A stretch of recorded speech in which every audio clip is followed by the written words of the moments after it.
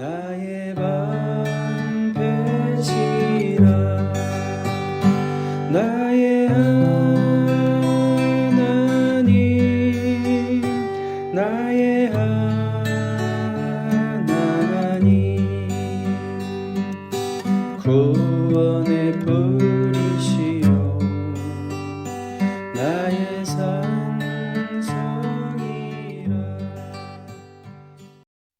21일째입니다. 데이 21 교회를 보호하기. 오늘까지 인생을 향하신 하나님의 두 번째 목적, 오늘까지 합니다. 첫 번째 목적을 키워드로 예배라고 했고요.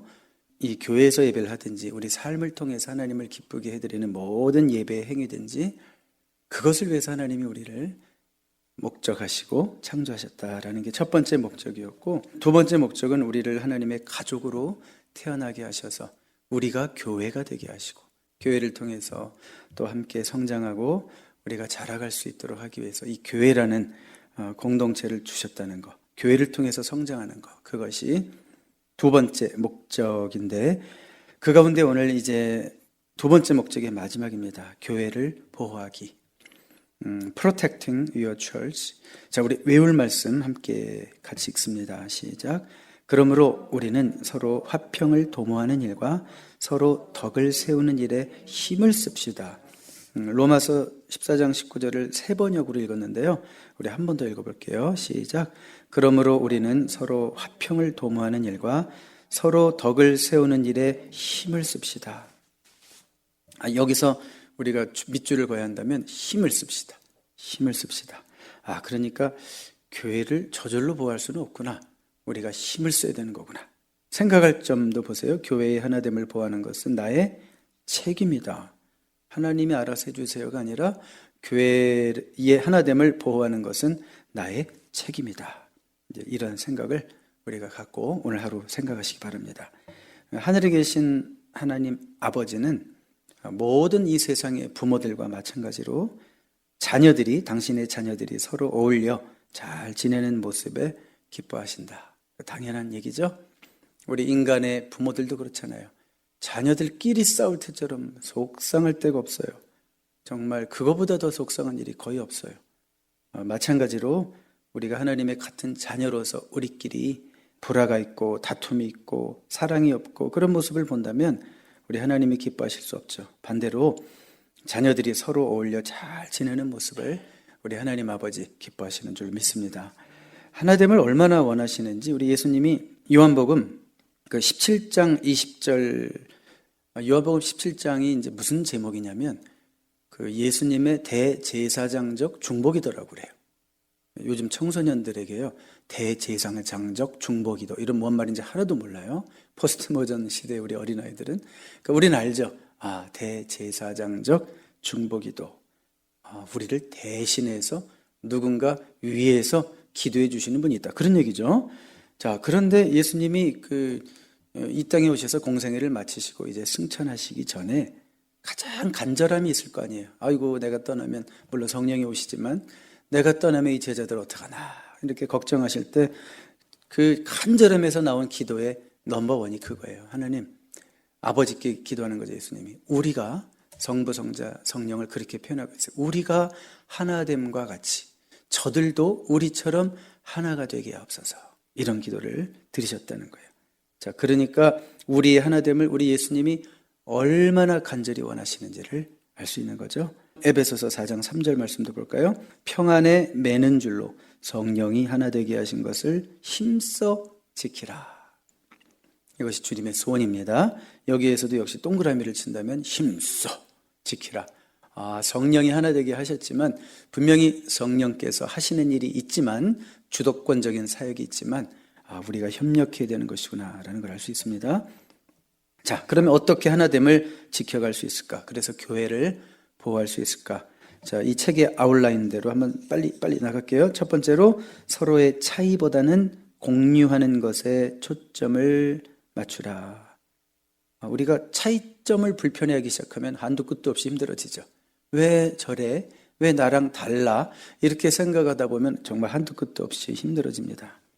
우리가 고린도전서 12장의 은사론을 봐도 뭐 로마서 12장, 에베소서 4장 은사론을 봐도 하나님이 우리 각자에게 주신 은사가 다 틀리잖아요. 기프트가 틀리고 탤런트가 틀린데 서로의 차이점을 소중히 여기고 같은 하나님의 목적을 이루는 일에 집중하라는 거죠. 그 은사론에서 같은 하나님의 목적을 얘기하는데 뭐라고 얘기하냐면 너희가 가지고 있는 한 가지 같은 목적은 교회를 건강하게 세우는 거다예요. 그 한 가지 목적을 위해서 집중을 해야지 왜 다름에 집중하느냐. 너가 가지고 있는 것을 가지고 섬기면 되지 왜 다르다고 왜 남을 판단하고 비판하느냐 하지 말라는 거죠. 우린 성격이 너무 달라요. 뭐 이렇게 얘기하는 분이 있어요. 우린 성격이 너무 달라요. 이 말이 제 귀에는 어떻게 들리냐면 우리는요 받은 은사가 너무 틀려요. 이렇게 들리거든요. 그러니까 우린 성격이 너무 달라요. 이렇게 말하면 그래서 환상의 조합이 될 수 있잖아. 이렇게 얘기해 주고 싶어요.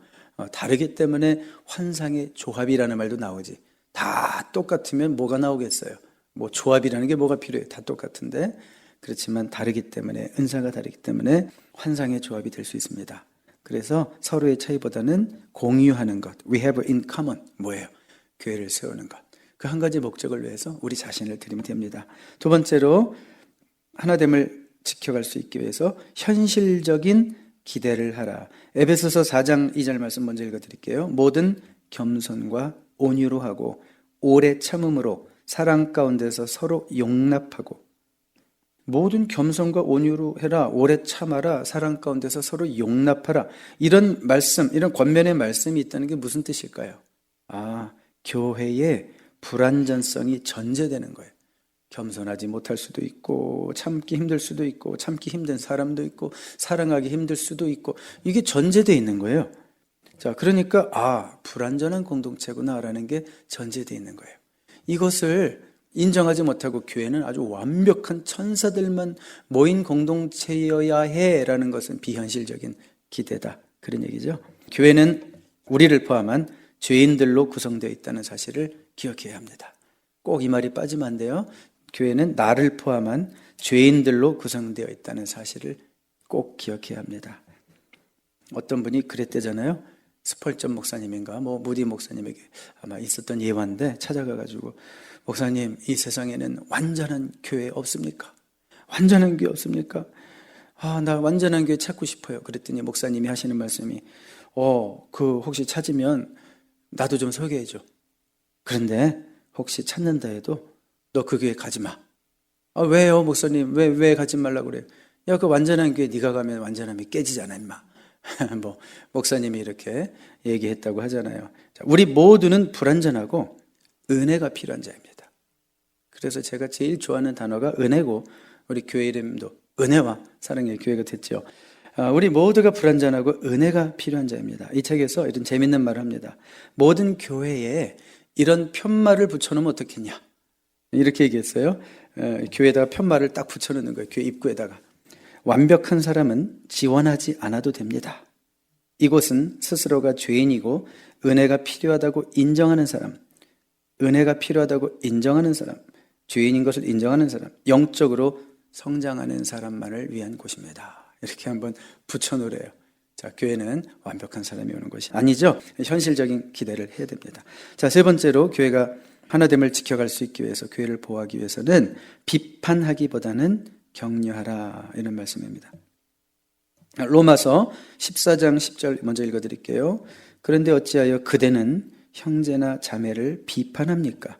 어찌하여 그대는 형제나 자매를 업신여깁니까? 우리는 모두 다 하나님의 심판대 앞에 서게 될 것입니다. 제가 세 번역으로 읽어드렸는데요. 비판하냐? 네가 뭔데 비판하냐? 그러면서 뭐라고 얘기하시냐면 우리 모두 다 하나님의 심판대 앞에 서게 될 것이다.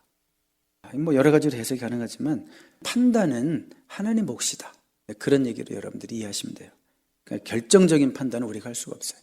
생각할 수 있고 그럴 수도 있겠다라고 생각은 할 수 있지만 최종적으로 단정지어서 판단할 수 없다는 거죠. 판단은 하나님의 몫입니다. 여러분들이 누군가를 비판해 봤다면 비판하면서 동시에 사랑하는 것이 쉽던가요?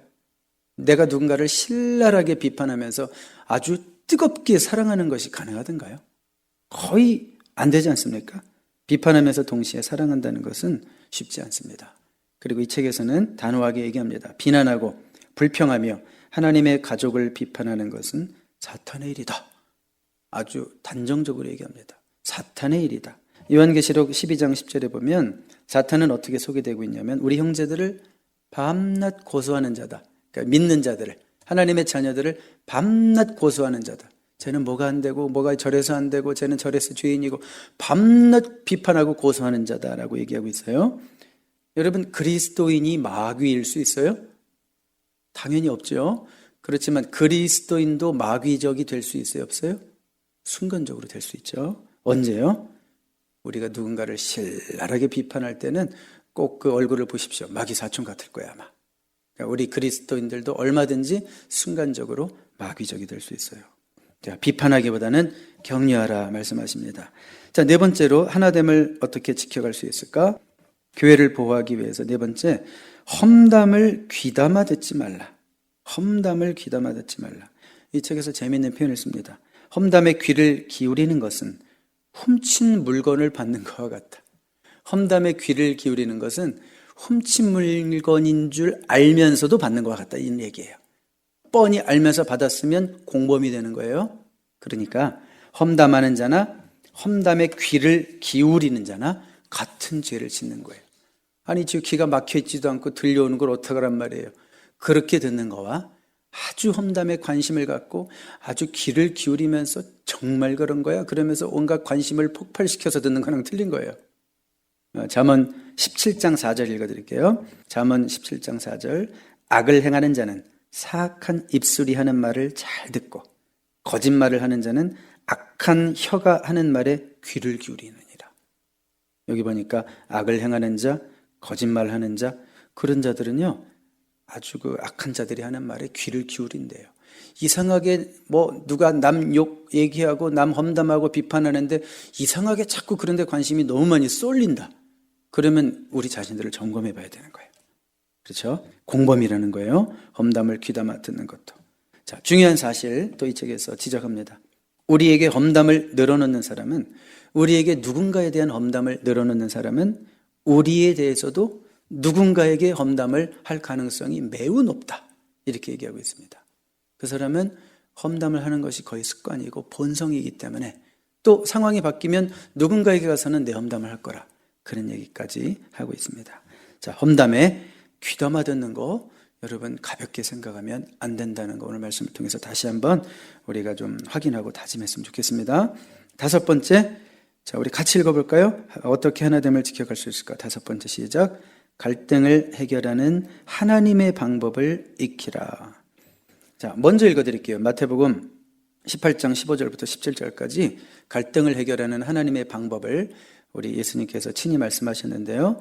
네 형제가 너에게 죄를 짓거든 가서 단둘이 있는 자리에서 그에게 충고하여라. 그가 너의 말을 들으면 너는 그 형제를 얻는 것이다. 그러나 듣지 않거든 한두 사람을 더 데리고 가거라. 그가 하는 모든 말을 두세 증인의 입을 빌어서 확정지으려는 것이다. 그러나 그 형제가 그들의 말도 듣지 않거든 교회에 말하여라. 교회의 말조차 듣지 않거든 그를 이방 사람이나 세리와 같이 여기라. 세 번역으로 읽어드렸습니다. 자, 내 형제가 너에게 죄를 짓거든 가서 단둘이 있는 자리에서 그에게 충고하여라. 자, 여러분 갈등이 일어나면 우리는 이렇게 상대방의 그 당사자에게 가서 직접 얘기하기보다는 제3자에게 그냥 불평을 늘어놓는 거, 이것이 인간의 본성이다 이런 말을 합니다. 그렇지만 이것은 상황을 악화시킬 뿐이고 갈등 해결에 도움이 안 된다는 거예요. 개인적으로 대면하는 것이 항상 첫 번째 단계이다 라는 것을 성경이 말하고 있다는 거예요. 말하자면 그런 거죠. 용기를 내서 가가지고 이렇게 얘기할 수도 있어요. 용기를 내서 가서 그만하시죠 이렇게 얘기할 수도 있는 거예요. 그만하시죠. 그 사람의 잘못이 분명하다면 용기 있게 가서 그만하시죠 라고 말할 수 있어요. 예의 있게, 그렇지만 분명하게. 예의 있게, 그러나 분명하게. 근데 이것이 효과가 없을 경우 오늘 말씀의 지침대로 하라는 거예요. 혼자 안 되면 믿을 만한 사람 같이 가서 또 권면할 수도 있고, 그것도 효과가 없을 경우, 예를 들어서 명백한 어떤 간음을 행하고 있는 교인이 있다고 생각해 봐요. 그러시면 안 됩니다. 가정을 깨트리고 하나님을 거역하는 행위입니다. 이렇게 얘기를 했어요. 그런데 안 들어요. 뭐 세상이 다 그런데 뭐 나만 그러나 막 이런 식으로 막 거역을 한단 말이에요. 그러면 뭐 교회 장로님, 뭐 권사님 이분들이 가서 같이 권면할 수 있다는 거예요. 그런데도 안 듣고 계속 교회에서 불륜을 행하면서 또 많은 교인들에게 악한 영향을 막 끼치고 있다. 그러면 최종적으로는 뭐라고요? 교회에 말해요. 무슨 얘기예요? 징계위원회를 열어서 이러면 안 됩니다. 우리 교회는 이런 사람이 함께 신앙생활을 할 수 없습니다. 라든지 이렇게 강력하게 나갈 수도 있다는 거예요. 자, 이것이 바로 갈등을 해결하는 하나님의 방법이라는 거예요. 여기서 제일 중요한 것은 먼저 개인적으로 대면해서 해결할 수 있는 용기가 필요하다. 그 부분에 좀 초점을 맞췄으면 좋겠습니다. 자, 6번째로 교회가 하나 되기 위해서, 교회를 지키기 위해서 목사와 지도자들을 지지해 주라. 자, 여러분, 교회를 보호하기라는 제목이죠, 오늘. 교회를 보호하기 위해서는 누구를 보호해라는 얘기예요? 목사와 지도자들을 보호하고 지지해 주라. 그런 말씀을 실었습니다. 항상 이런 주제가 나오면 제가 이렇게 좀 당황스럽고 이거 어떻게 전해야 되나, 내가 내 얘기하는 것 같아서 좀 그렇긴 한데, 왜 갑자기 목사가 나왔을까요? 교회를 보호하는데. 여러분, 목사는 늘 직간접적으로 성도와 접촉을 하게 돼 있죠. 그래서 인간적인 약점도 사실 가장 노출될 수 있는 자리예요. 보호받기 힘든 포지션일 수 있다, 그런 얘기고, 그 다음에 부득불 교회에 문제가 생기면, 어떤 문제가 생겼을 때 항상 갈등의 중심에 설 수밖에 없는 자가 누굴까요? 중재를 해도 누가 해야 되고, 또 중재하다 보면 어떤 한쪽 편에서는 막 서운해하기도 하고 막 별의별 일이 다 일어나죠. 어쩔 수 없이 이 갈등이 생기면 중심에 설 수밖에 없는 존재이기 때문에 성도들 입장에서는 그런 목사의 포지션을 이해하고 목사를 이렇게 보호해 줄 수 있는 그런 자리에 서라. 아마 그런 취지에서 우리 리거레 목사님이 이렇게 6번째 포인트로 넣은 것 같아요. 히브리서 13장 17절 읽어드릴게요. 히브리서 13장 17절. 여러분은 지도자들의 말을 잘 듣고 그들에게 복종하십시오. 그들은 자기들이 한 일을 하나님께 보고해야 할 사람들이므로 정신을 바짝 차리고 여러분의 영혼을 보살핍니다. 그러므로 그들이 이 일을 괴로운 마음으로 하지 않고 기쁨으로 하게 하십시오. 그렇게 하지 않으면 여러분에게 유익이 없습니다. 현대인의 성경으로 읽어드렸습니다. 자, 지도자들을 잘 도와주고 뭐 이렇게 하라는 얘기인데, 왜냐하면 지도자들은 여러분들을 위해서 정신 바짝 차리고 여러분의 영혼을 보살피는 그 역할을 맡았는데, 이 일을 괴로운 마음으로 하게 하면 여러분들에게 돌아갈 게 뭐냐, 이런 얘기잖아요. 일반 우리 성도들에게 주시는 말씀이지만 또 목사 입장에서는 이 말씀이 굉장히 두렵게 들립니다. 제가 지금 하나님께 보고할 생각으로 정신을 바짝 차리고 여러분 한 영혼 한 영혼을 지금 보살피고 있는가, 이런 쪽으로 저에겐 적용이 돼요. 여러분에게는 이것이 어떻게 이해될지 모르지만 제 입장에서는 굉장히 또 두렵게 들리는 말씀이에요. 자, 데살로니가 전서 5장 12절 13절 읽어드릴게요. 형제자매 여러분, 우리는 여러분에게 부탁합니다. 여러분 가운데서 수고하며 주님 안에서 여러분을 지도하고 훈계하는 이들을 알아보십시오. 그들이 하는 일을 생각해서 사랑으로 그들을 극진히 존경하십시오. 여러분은 서로 화목하게 지내십시오. 자, 여기 보니까 여러분 안에서 수고하고 주님 안에서 여러분을 지도하는 자들, 자, 교회 목사님들, 리더들이죠. 자, 이들을 좀 알아주라, 뭐 그런 얘기예요. 이들을 알아보십시오. 근데 왜 알아줘야 되냐면 그들이 하는 일을 생각해서, 그들의 인격 때문에가 아니라 그들이 뭐 많이 배웠고 이 목사님은 또 많이 배운 목사고 뭐 경험이 많고 이런 게 아니라 그들이 하는 일을 생각해서, 그들이 하는 일의 성격, 이 목회의 성격, 영혼을 돌아보는 일을 생각해서 사랑으로 그들을 극진히 존경하고, 마지막 부분, 여러분은 서로 화목하게 지내십시오. 그 목사님들은요, 교회 리더들은 여러분들이 화목하게 지내지 못할 때 제일 힘들어합니다. 그런 얘기처럼 들렸어요. 지난 주일에 오후에 그 교회를 끝까지 남아서 청소도 하고 정리하다 보니까 뭐 형제자매가 몇 명이 남아 있었는데, 잠깐 대화를 하는데 어떤 자매가 얘기가 조금 이렇게 좋은 얘기들이 흘러갔어요. 어떤 자매가 이런 얘기를 하더라고요. 교회 나온 지도 얼마 안 된 자매예요. 그러니까 예수 믿은 지도 얼마 안 된 자매고, 내가 예수님 믿어요라고 고백한 지가 한 1년 정도 된 자매예요. 그런데 그 자매가 뭐라고 얘기하냐면, 제가요, 왜 이제는 교회를 위해서 기도해야 되는지, 왜 목사님을 위해 기도해야 하는지 처음으로 알게 되었어요. 이런 얘기를 하는 거예요. 그 자매가 참 너무 기특하더라고요. 그러니까 뭐 신앙이 뭐 굉장히 연조가 깊고 뭐 권사님 같지도 않잖아요. 잘 모르잖아요. 성경도 모르고. 그런데 왜 교회를 위해 기도해야 하는지, 왜 목사님을 위해 기도해야 하는지 처음으로 알게 되었어요. 이런 고백을 하는데 참 제 마음이 흐뭇했습니다. 여러분들도 늘 교회를 위해서 기도하시는 분이 오늘 이 자리에 나와 있는 줄로 믿습니다. 또 부족한 저를 위해서도 계속 기도해 주시는 여러분으로 인해 정말 감사를 드립니다. 자, 결론을 내리겠습니다. 우리가 지금 21일자인데요. 그 전 과정에서는 깨어진 관계를 회복하기, 이런 주제였어요. 깨어진 관계를 회복하기. 왜 교회에서 뭐 깨어진 관계들을 우리가 왜 회복해야 되는 거예요, 도대체? 그리고 오늘은 교회를 왜 보호해야 되는 거예요? 왜 계속 하나됨을 유지해야 되는 걸까? 궁극적으로 우리가 어떤 교회를 바라기 때문인가? 그런 질문을 던져야 되겠죠? 도대체 우리는 궁극적으로 어떤 교회를 바라기 때문에 깨어진 관계를 회복하고 또 교회를 보호하고 계속 하나됨을 유지해야 되는가? 자, 이 책의 마지막 거의 끝부분에 보면 이런 표현이 있어요. 그 리거레 목사님의 간증도 있어요. 우리 교회는 우리 모두가 이 일에 함께 서약하고 그렇게 걸어온 결과 지금까지 교회가 그 목사님이 이제 그 당시가 개척하시고 뭐 몇십 년이 됐는지 모르겠어요. 그 결과 지금까지 우리 교회는 한 번도 분열이나 아픔을 경험해 보지 않았다. 이런 놀라운 고백을 하더라고요. 앞으로 우리 교회가 그런 교회가 되기를 바랍니다. 그러면서 이런 교회가 되면 어떠냐, 그런 표현을 썼어요. 가장 따뜻한 인큐베이터 같은 교회. 가장 따뜻한 인큐베이터 같은 교회. 교회에 왔는데 여러분 서먹하고 차갑고 내가 억셉티드 되는 것 같지 않고 누군가 나를 째려보는 것 같고 누군가 나를 멀리서 비판하는 것 같고, 이런 느낌 드는 교회를 누가 오고 싶겠어요, 그렇죠? 그런데 누가 와도 뭐 나이가 드신 분이 오나 젊은 사람이 오나 교회를 여기 오래 다녀본 사람이 오나 아니면 교회를 처음 다녀보는 사람이 오나 예수에 대해서 들어본 사람이 오나 아니면 생판 뭐 다른 종교에 있다가 온 사람이 오나 누가 와도 가장 따뜻한 인큐베이터 같은 교회가 됐으면 좋겠다. 누가 와도 마음을 편안하게 느낄 수 있는 우리 그런 교회를 만들어가면 얼마나 좋겠어요. 그런 교회 만들기 위해서 우리가 정말 힘써야 할 줄로 믿습니다. 그러면 사랑을 갈망하는 자들이 막 너도 나도 오고 싶어서 교회가 넘칠 것이다. 이런 식으로 우리에게 소망을 줍니다. 우리 그런 교회 되기를 바랍니다. 자, 적용을 위한 질문 함께 읽고 기도하겠습니다. 시작. 내가 속한 교회의 하나됨을 보호하기 위해서 나는 지금 무엇을 하고 있는가? 우리가 아까 생각할 점에서 교회를 보호하는 것이 나의 책임이다 그랬죠. 책임. 그렇다면 어떤 책임을 감당하고 있는가? 내가 속한 교회, 은혜와 사랑의 교회가 하나 되기 위해서, 그 하나됨을 지키기 위해서 나는 지금 무엇을 하고 있는가? 좀 역으로 생각해서 나는 무엇을 하면 안 되는가?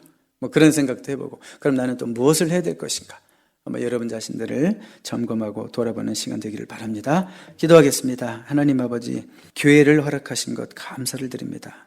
평생 우리의 행복이 교회 없이는 없는데 교회가 불행해지고 교회가 힘들어질 때 우리 삶도 힘들어지고 우리 삶도 불행해집니다. 하나님, 그래서 우리는 교회가 행복하기를 원합니다. 그 행복의 첫째 조건 가운데 우리가 사랑으로 하나 되는 것임을 주님은 너무나 잘 아셨기 때문에 이 땅을 떠나시면서도 우리의 하나됨을 위해서 기도하셨던 우리 예수님의 심정을 생각합니다. 오늘 말씀 여러 가지 우리들이 배웠지만 이것을 지킬 수 있는 힘이 때로는 우리에게 부족해서 우리가 교회를 하나 되게 하는 일에 협력하기보다는 때로는 반대로 흘러갈 때도 있습니다. 그럴 때마다 우리를 다시 세워주시고 성령께서 우리를 이끌어주시고 깨어진 관계를 회복해 나가며 교회를 보호함으로 궁극적으로 하나님이 기뻐하시는 가장 따뜻한 교회, 모두가 갈망하며 오고 싶은 아름다운 교회로 세워가는 일에 우리 모두가 쓰임받게 하여 주시옵소서. 예수님의 이름으로 감사드리며 기도드립니다. 아멘.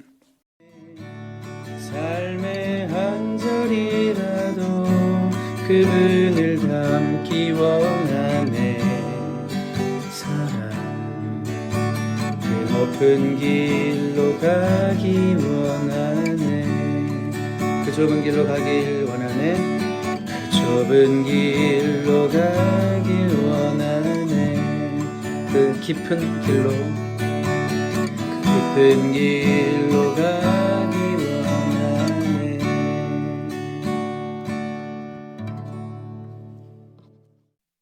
오늘부터 세 번째 목적으로 들어갑니다.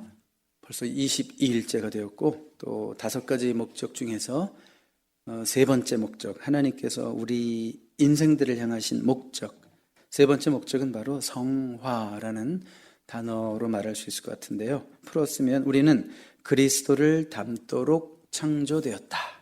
우리는 그리스도를 닮도록 창조되었다. 그런 분명한 목적이 있어서 오늘 우리가 존재하는 것이고 생명이 계속 유지되고 지속되는 것이다. 우리 그런 말도 하죠. 사명이 있어서 생명이 있다 이런 말도 하는데 아직은 성장할 것이 있어서 생명이 있다. 이렇게 말해도 될 것 같습니다. Day 22 그리스도를 닮도록 창조되었다. 자, 우리 외울 말씀 같이 읽어보겠습니다. 시작. 하나님께서는 미리 아신 사람들을 택하셔서 자기 아들의 형상과 같은 모습이 되도록 미리 정하셨으니. 자, 우리를 미리 정하신 이유는 뭔가요? 자기 아들의 형상과 같은 모습이 되도록. 구원받은 이유가 뭔가요? 자기 아들 예수 그리스도의 형상과 같은 모습이 되도록 하기 위해서 구원하셨다. 그런 말씀이죠. 생각할 점도 나는 그리스도를 닮도록 창조되었다. 자, 우리의 목표는 정해져 있습니다. 또 우리의 모델도 정해져 있습니다. 나는 그리스도를 닮도록 창조되었다. 이 사실을 오늘 한번 또 분명히 확인하는 하루가 되기를 바랍니다. 이 책에서 이런 말을 하죠. 이 땅에서 하나님이 우리의 삶에 대해 가지고 계신 궁극적인 목적은 편안한 삶이 아니라 그리스도와 같은 인격이다. 자, 이 말을 들으면 좀 실망하는 사람도 있죠. 그러면 편안한 삶은 예수 믿는 순간 끝난 것 같다라는 오해를 할 수도 있는데 더 중요한 게 뭐냐 이거죠. 하나님이 우리의 삶에 대해 가지고 계신 궁극적인 목적은 단지 편안한 삶, 그것 때문에 부르신 것이 아니다. 이 얘기죠. 그리스도와 같은 인격의 사람 되게 하시기 위해서 우리들을 부르셨다라는 것을 분명히 말씀하고 있습니다. 자, 우리 첫 번째 포인트 한번 같이 읽어봐요. 시작. 하나님의 영이 우리 안에서 역사하고 있다. 자, 우리가 그리스도를 닮아야 되는데 그 주도적인 사역을 누가 시작하시는가? 그 문제예요. 하나님의 영이 우리 안에서 먼저 역사하고 있다는 거죠. 내 노력으로, 내 의지로, 훈련으로 내가 변화되어가는 그런 부분도 있지만 주도적으로 먼저 역사하시는 분이 우리 안에 계신 성령님이다. 그 말씀입니다. 고린도후서 3장 18절 제가 읽어드릴게요. 공동 번역으로 읽어드릴게요. 우리는 모두 얼굴에 너울을 벗어버리고 거울처럼 주님의 영광을 비추어 줍니다. 동시에 우리는 주님과 같은 모습으로 변화하여 영광스러운 상태에서 더욱 영광스러운 상태로 옮아가고 있습니다.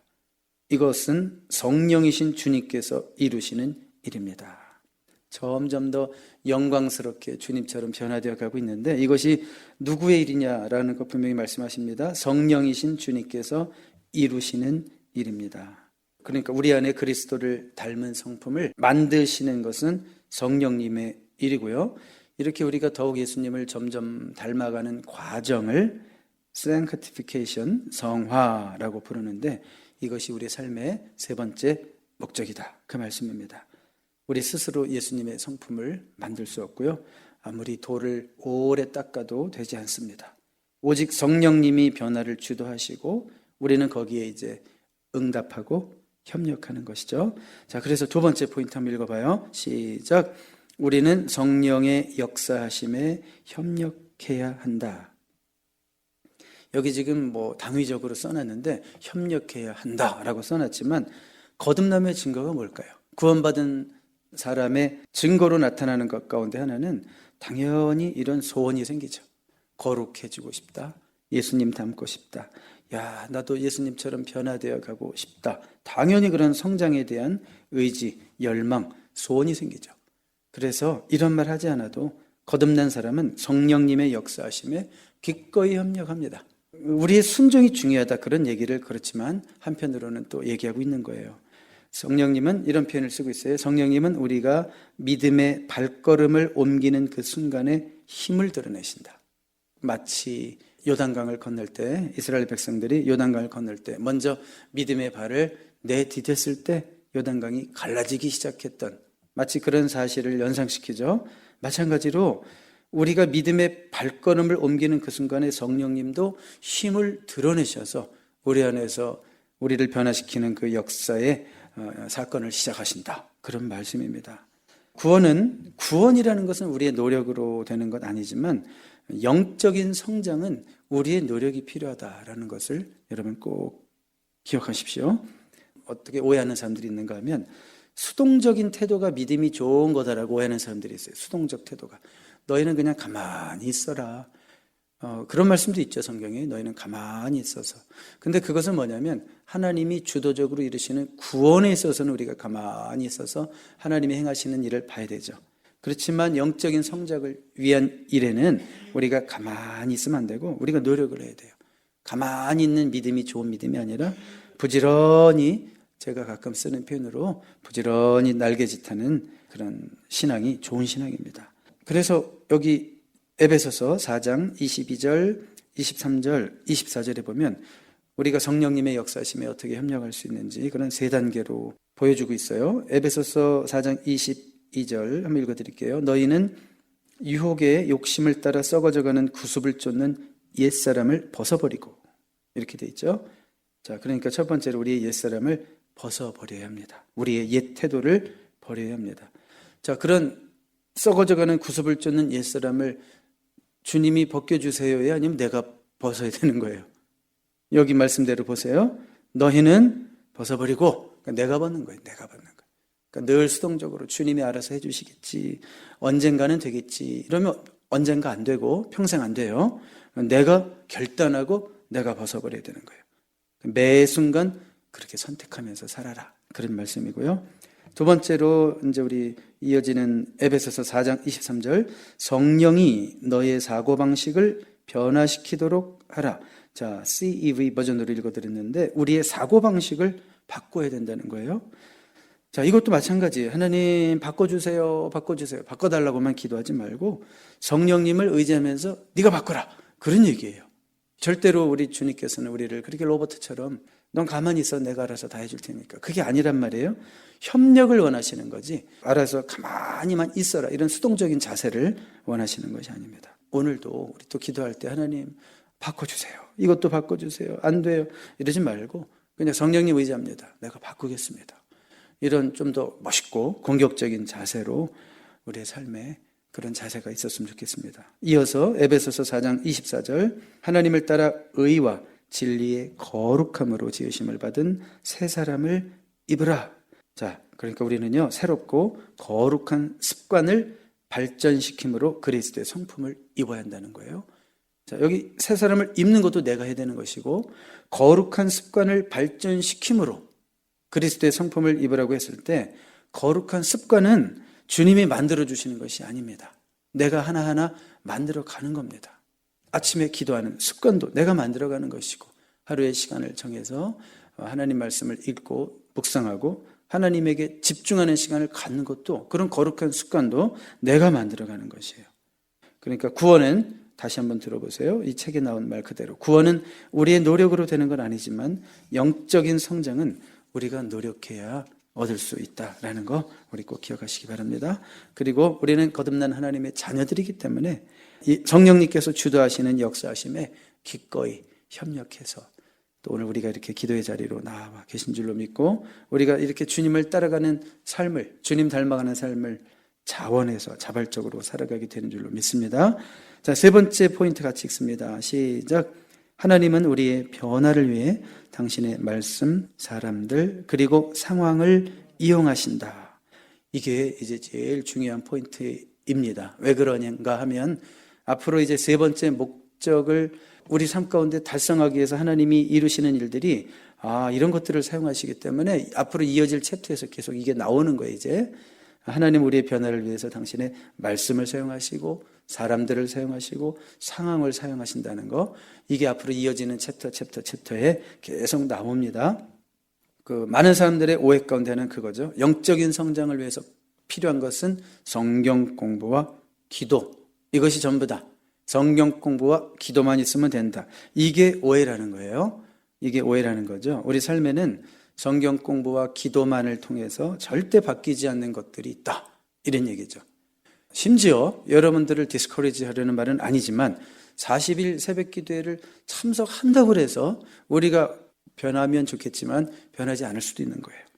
절대 이런 모임만으로, 기도만으로, 성경 공부만으로 바뀌지 않을 것들도 있다는 거예요.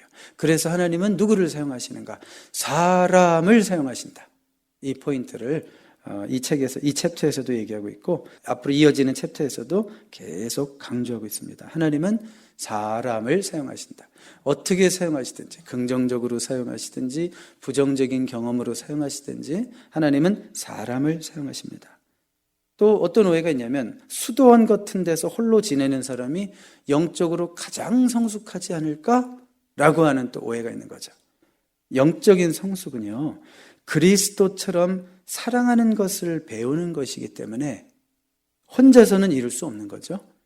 여러분, 우리가 싱글로 살다가 결혼을 하고 또 자녀를 낳고 이러면서 왜 우리는 성숙해져 가는가? 세월이 우리의 성숙을 보장하는 것이 아니라 혼자 살 때는 나를 객관적으로 볼 수 있는 타자가 없었어요. 그런데 같이 살다 보니까 나를 객관적으로 볼 수 있는 타자가 생긴 거예요. 그래서 그를 통해서 나를 보게 되고 또 자녀를 키워보니까 자녀를 통해서 나의 허물과 부족함을 보게 되고 그런 것들이 여러분 삶 가운데 성숙을 이루는 하나의 존재들이 되는 것처럼 영적인 성숙도 마찬가지죠. 사랑을 배우는 것이 어떻게 혼자 될 수 있겠어요? 그래서 주님은 우리가 교제를 통해서 서로 의지하고 때로는 서로 도전하고 때로는 서로 자극받고 서로의 객관적인 모습을 보게 함으로써 우리가 함께 성장하기를 이루신다. 그런 얘기입니다. 그래서 우리의 진짜 실력은 혼자 있을 때는 절대 드러나지 않고요. 물론 혼자 있을 때도 실력이 드러납니다. 나 혼자 있을 때 내가 하나님 앞에서 남들이 보지 않을 때도 나는 어떤 모습으로 존재하는가? 그것도 우리의 실력이 드러날 수 있는 요소가 있기도 하지만 그러나 그 진짜 실력은 관계 속에서 드러나는 거고 여러 인간 관계 속에서 부딪힘 속에서 내가 어떻게 반응하고 내가 또 어떻게 표현되는지 나 자신이 어떻게 표현되는지 그것이 진짜 우리의 실력이라는 거예요. 그래서 하나님은 우리의 변화를 위해서 말씀뿐만이 아니라 우리의 기도뿐만이 아니라 사람도 상황도 사용하실 수밖에 없는 그런 하나님의 이유가 있으신 것이죠. 자, 네 번째 마지막 포인트 한번 읽어봐요. 시작. 예수님처럼 되는 것은 길고 느린 성장의 과정이다. 그렇죠? 맞죠?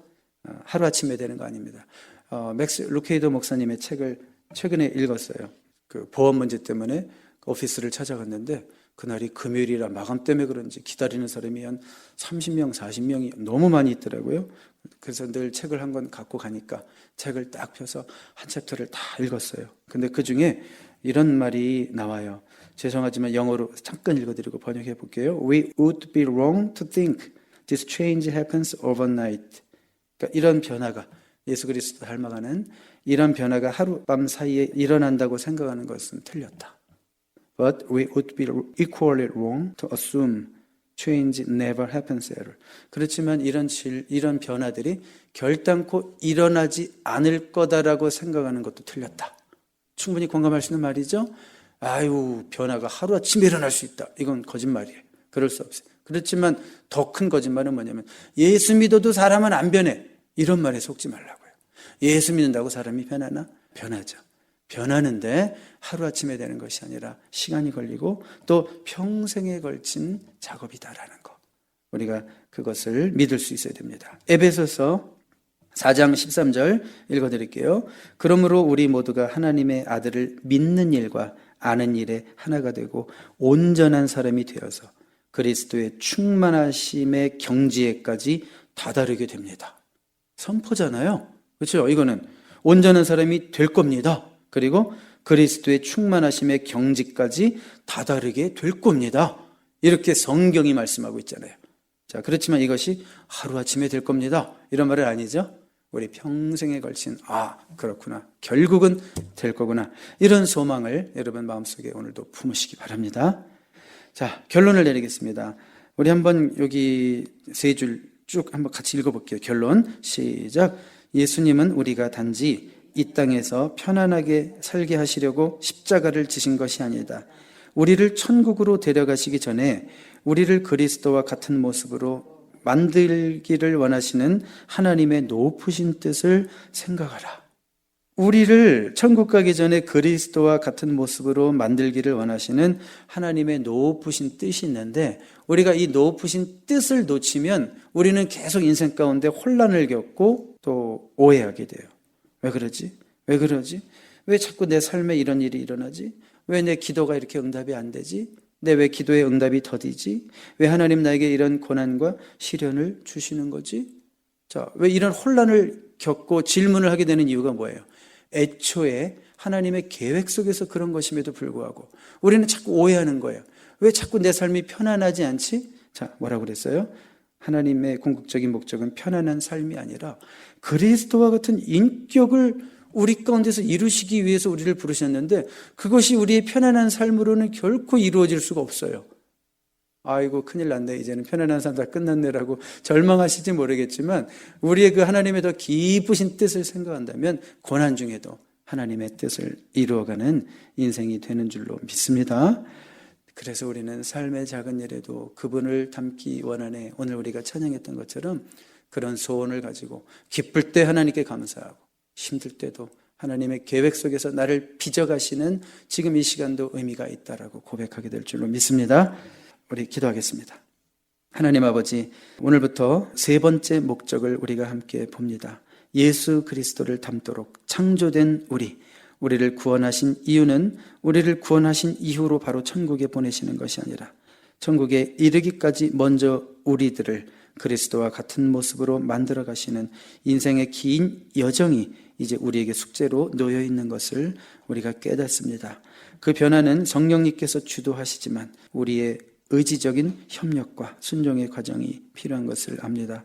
평생 주님의 말씀에 순종하며 결국 그리스도의 충만하심의 경지까지 다다르게 되는 그 목표와 소원을 가지고 오늘 하루의 분량을 또 이루어낼 수 있는 우리가 되기를 원합니다. 오늘 함께 하심을 감사드리며 예수 그리스도의 이름으로 기도드립니다. 아멘. 나의 마음이 아버지의 마음 알아. 내 모든 뜻 아버지의 뜻이 될 수 있기를. 나의 온 몸이 아버지의 마음 알아. 내 모든 삶 당신의 삶 되기를. 나의 마음이 아버지의 마음 되는 것을 성장이라고 말할 수 있을 것 같습니다. 오늘 제목에 비추어서 오늘 23일자 성장하는 방법이죠. 성장하는 방법, How we grow. 우리 인생을 향하신 하나님의 세 번째 목적은 바로 성장이고 성화입니다. 우리가 그리스도를 닮도록 창조되었기에 이제 그리스도를 닮는 것, 이 땅을 살면서 우리가 그리스도를 점점 더 닮아가는 것, 이것이 우리 인생 가운데 주어진 중요한 목적이고 또 우리 인생의 목표이기도 합니다. 우리 외울 말씀 먼저 같이 읽겠습니다. 시작. 너희는 이 세대를 본받지 말고 오직 마음을 새롭게 함으로 변화를 받아 하나님의 선하시고 기뻐하시고 온전하신 뜻이 무엇인지 분별하도록 하라. 아멘. 로마서 12장 2절 말씀이었습니다. 생각할 점, 성장하기에 늦은 때는 없다. It's never too late to start growing. 성장하기에 늦은 때는 없습니다. 자, 여러분, 나이는 숫자에 불과해요. 성장을 얘기할 때는. 우리는 여전히 영적인 의미에서 성장할 수 있습니다. 이렇게 비슷하게 얘기한 분이 있었어요. It's never too late to fulfill your dream. 꿈을 이루기에 늦은 때는 없다. 이렇게 인터뷰에서 직접 말하신 분이 있습니다. 79세에 버클리 대학을 졸업하신 어르신이 인터뷰에서 이렇게 얘기했어요. It's never too late to fulfill your dream. 굉장히 많은 사람들에게 도전을 주고 영감을 줬습니다. 이 말 한마디가요. 슬프게도 이 책에서 지적하듯이 슬프게도 수많은 그리스도인들이 나이는 들지만 성장하지 않는다. 그리스도인 얘기입니다. 나이는 들지만 성장하지 않는다. 영어로 한번 좀 재밌는 표현이 있어요. Growing old가 growing up을 개런티하지 않는다는 거예요. 나이만 들면 저절로 성장하느냐? 그렇지 않는다는 거예요. 왜 성장하지 않는가? 그들이 성장하려고 하는 의도가 없기 때문이다. 이렇게 말합니다. 성장하려고 하는 의도가 없기 때문에. 하나님은 우리가 성장하기를 원하시는데 영적인 성장은 자동적으로 이루어지는 것이 아니라는 것이죠. 우리의 의도적인 헌신이 필요하다는 거예요. intentional commitment, 의도적인 헌신이 필요하다는 거예요. 그래서 그럼 어떻게 하라는 얘기인가? 여러분들이 성장하기를 원해야 되고요. 성장하겠다고 결정해야 되고요. 성장을 위해 노력하고 몸부림쳐야 됩니다. 저절로 되지 않습니다. 어제도 말씀드렸지만 수동적인 신앙이 좋은 것도 아니고 수동적인 신앙은 아무것도 이루어지지 않고요. 교회 역사를 통해서 봤을 때도 콰이어티즘이라고 하는 그냥 조용히 가만히 있고 아무것도 안 하는 그런 신앙의 부류는 결국은 이단으로 나중에 정죄가 됐어요. 그건 잘못된 거라 이거죠. 성경적이지 않다는 거죠. 여러분의 결심에 따라서 여러분의 삶이 결정되는 겁니다. 이것은 인위적이거나 어떤 인본주의적인 것을 말하는 게 아니라 구원은 우리에게 조건이 없고 우리 편에서 조건이 없지만 성장에 있어서는 우리의 노력이 필요하고 우리의 결심도 필요하다는 거 우리가 다시 한번 이제 확인하고 오늘도 시작할까요? 첫 번째로 우리가 생각할 것은 성장에 있어서 하나님의 부분과 우리의 부분이 있다라는 말씀입니다. 빌립보서 2장 12절 13절을 세 번역으로 읽어드릴게요. 그러므로 사랑하는 여러분, 여러분이 언제나 순종한 것처럼 내가 함께 있을 때뿐만 아니라 지금도 같이 내가 없을 때에도 더욱더 순종하여서 두렵고 떨리는 마음으로 자기의 구원을 이루어 나가십시오.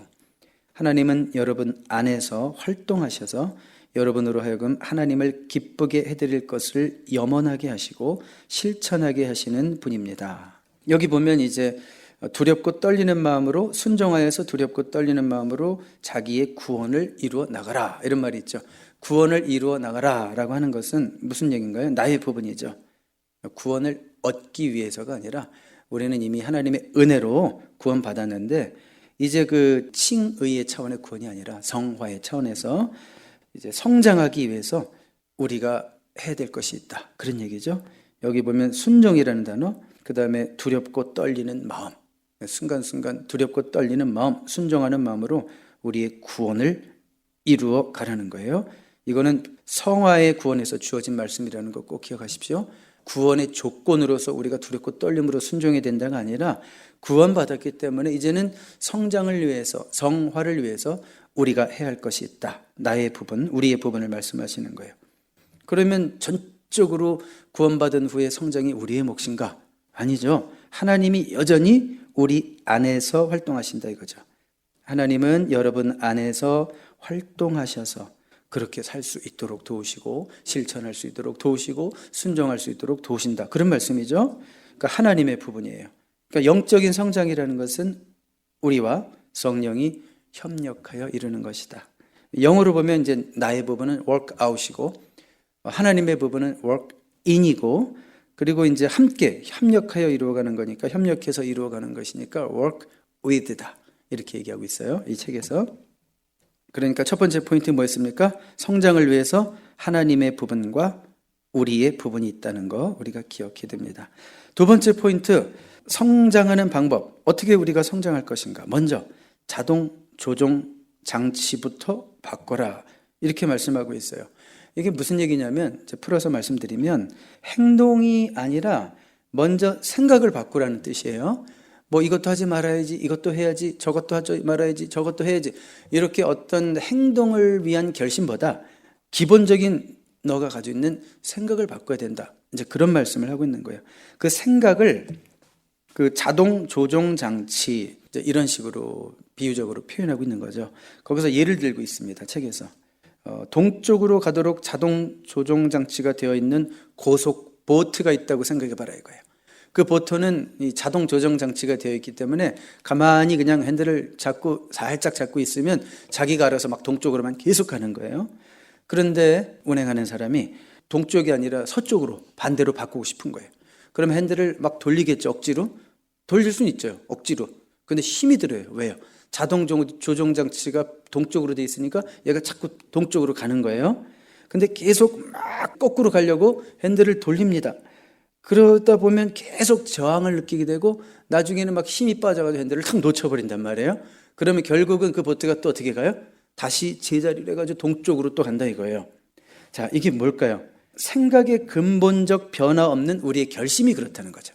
생각의 근본적인 변화가 없이 뭐 이런저런 결심을 하는 거죠. 적게 먹어야지, 이 책에 있는 그대로 적게 먹어야지, 지각하지 말아야지, 담배를 끊어야지, 이건 제가 애드한 부분인데 전화기 오래 쳐다보지 말아야지, 내일을 위해서 일찍 자야지, 어질지 말아야지, 이런 식으로 계속 이것저것 결심을 한다는 거예요.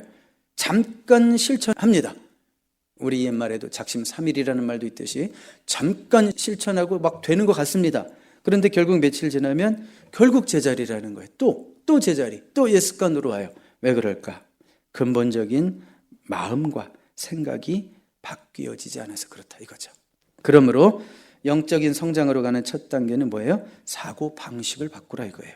자동 조종 장치를 바꾸라는 말은 the way you think, 너 생각하는 방식을 바꾸라는 거죠. 오늘 우리가 외웠던 말씀, 외울 말씀으로 읽었던 말씀, 로마서 12장 2절에 보시면 여러분은 이 세대의 풍조를 본받지 말고 마음을 새롭게 함으로 변화를 받아 그랬어요. 먼저라는 말을 앞에 붙이면 될 것 같아요. 먼저 마음을 새롭게 함으로 변화를 받아라. 그래야지 행동도 변하고 감정도 변하고 또 감정에 따라서 행동도 변하고 모든 것이 변할 수 있다. 그런 말씀입니다. 성경은 이런 정신적인 전환, 생각이 바뀌는 것을 뭐라고 하는지 아십니까? 회개라고 합니다. 여러분, 현대인들은 회개, 실제로 이 단어를 모르는 젊은이들도 있어요. 회개하면 그게 아인지 어인지 여인지도 모르는 젊은이들도 많아요. 그래서 항상 요즘 사람들 뭐 이렇게 막 이렇게 기도문 쓸 때 보면요, 회개를 꼭 어이로 쓰고 막 여이로 써요. 돌이킬 회, 고칠 개자를 쓰는 아이잖아요. 그래서 회개라는 말을 우리 현대인들이 알아들을 수 있게 목사님이 잘 풀어 쓰신 것 같아요. 우리의 생각의 전환, 생각이 바뀌는 거, 옛 생각에서 새로운 생각을 할 수 있는 거. 자, 그걸 회개를 이렇게 풀어서 설명해 주고 있습니다. 결국 생각이 바뀌면 감정이 바뀌는 거고요. 또 감정이 따라오는 거고요. 이어서 행동도 바뀌게 된다. 그런 말씀입니다. 여러분, 그런데 회개, 어떤 생각이 바뀌어야 할까요? 자, 우리가 이제 이 책을 통해서 도전받는 부분이 그거예요. 자기 중심적인 생각이 바뀌어야 한다. 이거예요. 그러니까 죄된 행동의 근원은 이기적인 생각이다. 이거예요. 우리가 매 순간 생각할 때 나 자신, 나를 위한 생각이냐, 아니면 남을 위한 생각이냐, 내 입장에서 하는 생각이냐, 남의 입장에서 하는 생각이냐, 그걸 보라는 거죠. 이런 이기적인 생각이 죄된 행동의 근원이기 때문에 자기 중심적인 생각이 바뀔 때 이 사람이 진짜 회개한 거예요. 회개라는 게 그냥 눈물 찔끔 몇 번 흘리고 뭐 한 3일 동안 생각이 바뀌어서 잠깐 은혜 가운데 뭐 행동이 바뀌는 그 정도가 아니라 근본적으로 자기 중심적인 생각이 바뀌는 거예요. 그래서 성숙한 생각을 하게 되는 거죠. 자, 성숙한 생각이라는 것은 뭘까요? 그러면 자신이 아닌 다른 사람에게 초점을 맞추면서 생각하는 거. 그게 성숙한 생각이에요. 매 사에, 매 순간마다 내 입장에서 생각하니까 화가 났어요. 그런데 상대방 입장에서 생각하는 거예요. 아, 그렇게 생각할 수도 있겠지? 상대방 입장에서 생각하고 이해해주고. 자, 이게 얼마나 성숙한 생각이냐 이거죠. 자, 고린도전서 13장 11절 제가 읽어드릴게요. 세 번역으로 읽어드립니다. 내가 어릴 때에는 말하는 것이 어린아이와 같고 깨닫는 것이 어린아이와 같고 생각하는 것이 어린아이와 같았습니다. 자, 우리가 영적으로 어렸을 때는 뭐가 어린아이와 같았다고요? 말하는 것도 깨닫는 것도 무엇보다도 생각하는 것이 어린아이와 같았다 이거예요. 늘 자기 중심적으로만 생각하고 내 거, it's mine 이런 말만 잘했는데, 그러나 어른이 되어서는 어린아이의 일을 버렸습니다. 어른이 되어서는 그러니까 생각이 바뀌니 성숙한 생각을 하게 되었고 그 결과로 어린아이의 일, 행동들을 버리게 되었습니다. 이런 말이죠. 자, 성숙한 생각이 뭐라고요? 자신이 아닌 다른 사람에게 초점을 맞추어서 생각하는 거. 그것이 성숙이라는 거 절대 잊으면 안 됩니다. 우리는 매 순간 나는 지금 성숙한 사고를 하고 있는가, 아니면 어린아이 같은 사고를 하고 있는가. 내 중심적으로만 생각하고 있으면 여전히 우리는 영적인 어린아이예요. 그렇지만 매 순간 남의 입장에서 먼저 생각하고 그러므로 그렇게 남을 돌아볼 수 있는 것, 그것이 바로 성숙입니다. 이것을 한마디로 다르게 말하면 예수님처럼 생각하는 거예요. 예수님처럼 생각하는 것. 로마서 15장 2절 그리고 3절 상반절 현대인의 성경으로 읽어드릴게요. 우리는 이웃을 기쁘게 하여 서로 유익하게 하고 덕을 세우도록 해야 합니다. 그리스도께서는 자기를 기쁘게 하지 않으셨습니다. 다시 한번 보세요. 우리는 이웃을 기쁘게 하여, 나만 기쁘게 하기 위해서가 아니라 이웃을 기쁘게 하여 서로 유익하게 하고 덕을 세우도록 해야 합니다. 그리스도께서는 자기를 기쁘게 하지 않았습니다. 그럼 누구를 기쁘게 한다는 거예요? 생각이나 행동이나 모든 일에 있어서 항상 남을 기쁘게 하고 남을 먼저 생각하고 하는 그런 모든 모습들이 바로 예수님다운 모습이에요. 우리도 예수님처럼 그렇게 행동하고 생각해야 한다. 엄청난 도전이죠. 그렇지만 이 정도 도전을 받을 자격 여러분이 있습니다. 여러분은 예수 안에서 이미 성숙한 그리스도인들이기 때문인 줄로 믿습니다. 성숙에 대한 오해를 우리가 좀 버려야 돼요. 성경 지식이 영적 성숙의 정도를 결정하지 않습니다. 여러분, 성경 지식으로 따지면 여러분들과 어디 신학대학에서 가르치는 교수님들과 누가 더 성경 지식이 많겠어요? 그분들이 훨씬 성경 지식이 많겠죠. 근데 어떤 학교, 어떤 교수님이라고 제가 이름을 밝히면 누가 되기 때문에 말할 수는 없지만 저 미국 동부의 명문대학 신학대학원의 교수인데 완전히 진짜 뭐라고 표현해야 되나요? 삶이 엉망이에요. 늘 강의실에서 술, 담배에 쩔어 있고 이런 신학대학 교수도 있어요. 살아가는 방식이라든지 전혀 성경이 요구하는 삶을 살지 않는 그런 교수를 본 적도 있어요. 성경 지식이 부족해서 그럴까요? 아니죠. 그래서 여러분, 우리의 행동은 우리가 알고 있는 성경 지식과 일치해야 되는 거예요.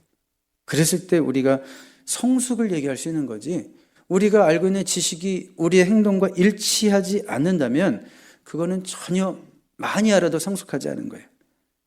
이 책에서 이렇게 말하죠. 기독교는 종교나 철학이 아니고 삶의 방식에 관한 것이다. 기독교는 종교나 철학이 아니고 삶의 방식, 라이프 스타일에 관한 것이다. 이렇게 말하고 있습니다. 그 삶의 방식의 핵심은 뭐예요? 예수님처럼 자신보다 다른 사람을 먼저 생각하는 것입니다. 그것을 통해서 우리가 성숙의 척도를 볼 수 있는 겁니다. 자, 우리 빌립보서 2장 5절 말씀 제가 읽어드릴게요. 너희 안에 이 마음을 품으라. 곧 그리스도 예수의 마음이니. 정말 도전이 되는 귀한 말씀입니다. 너희 안에 이 마음을 품으라. 곧 그리스도 예수의 마음이니. 저와 여러분의 마음의 회로가 온전히 바뀌게 되기를 바랍니다. 회로라는 것은 이미 설정되어 있는 거예요. 회로대로 움직이는 거죠. 그러니까 우리의 마음의 회로 자체가 예수님처럼 바뀌어서 생각을 해도 예수님처럼, 말을 해도 예수님처럼 되기 시작하는 그런 성숙의 모습들이 우리 가운데 있기를 주님의 이름으로 축원합니다. 자, 이제 우리가 말씀을 다 마치면, 오늘 예배 마치면 여러분 각자 뭐 합니까? 기도하죠? 기도해요. 그리고 여러분 기도할 때 특별히 남을 위해서 기도하십니다. 나만을 위해서 기도하지 않습니다. 중보 기도. 그게 바로 예수님처럼 생각하는 것을 훈련하는 시간이라고 생각하시면 돼요. 자, 그 성숙이 뭐라고 그랬어요? 나만이 아니라 남을 먼저 생각하는 거.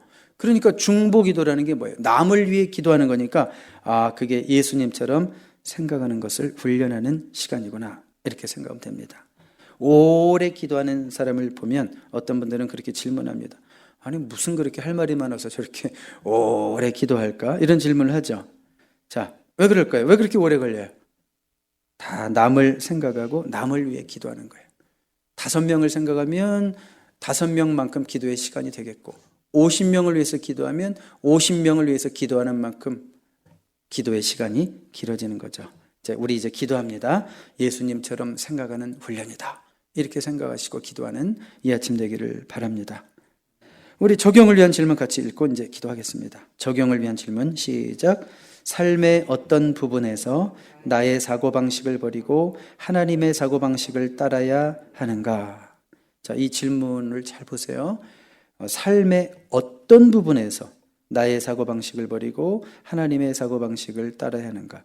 어떤 부분에서는 여러분들이 하나님의 사고방식대로 생각하는 부분이 있을 거예요. 그런데 어떤 부분에서는 아직도 여전히 자기 중심적으로 생각하는 부분이 있을 거예요. 사람마다 회심의 영역, 회개해야 할 영역, 성숙해져야 될 영역이 다를 수 있다는 거예요.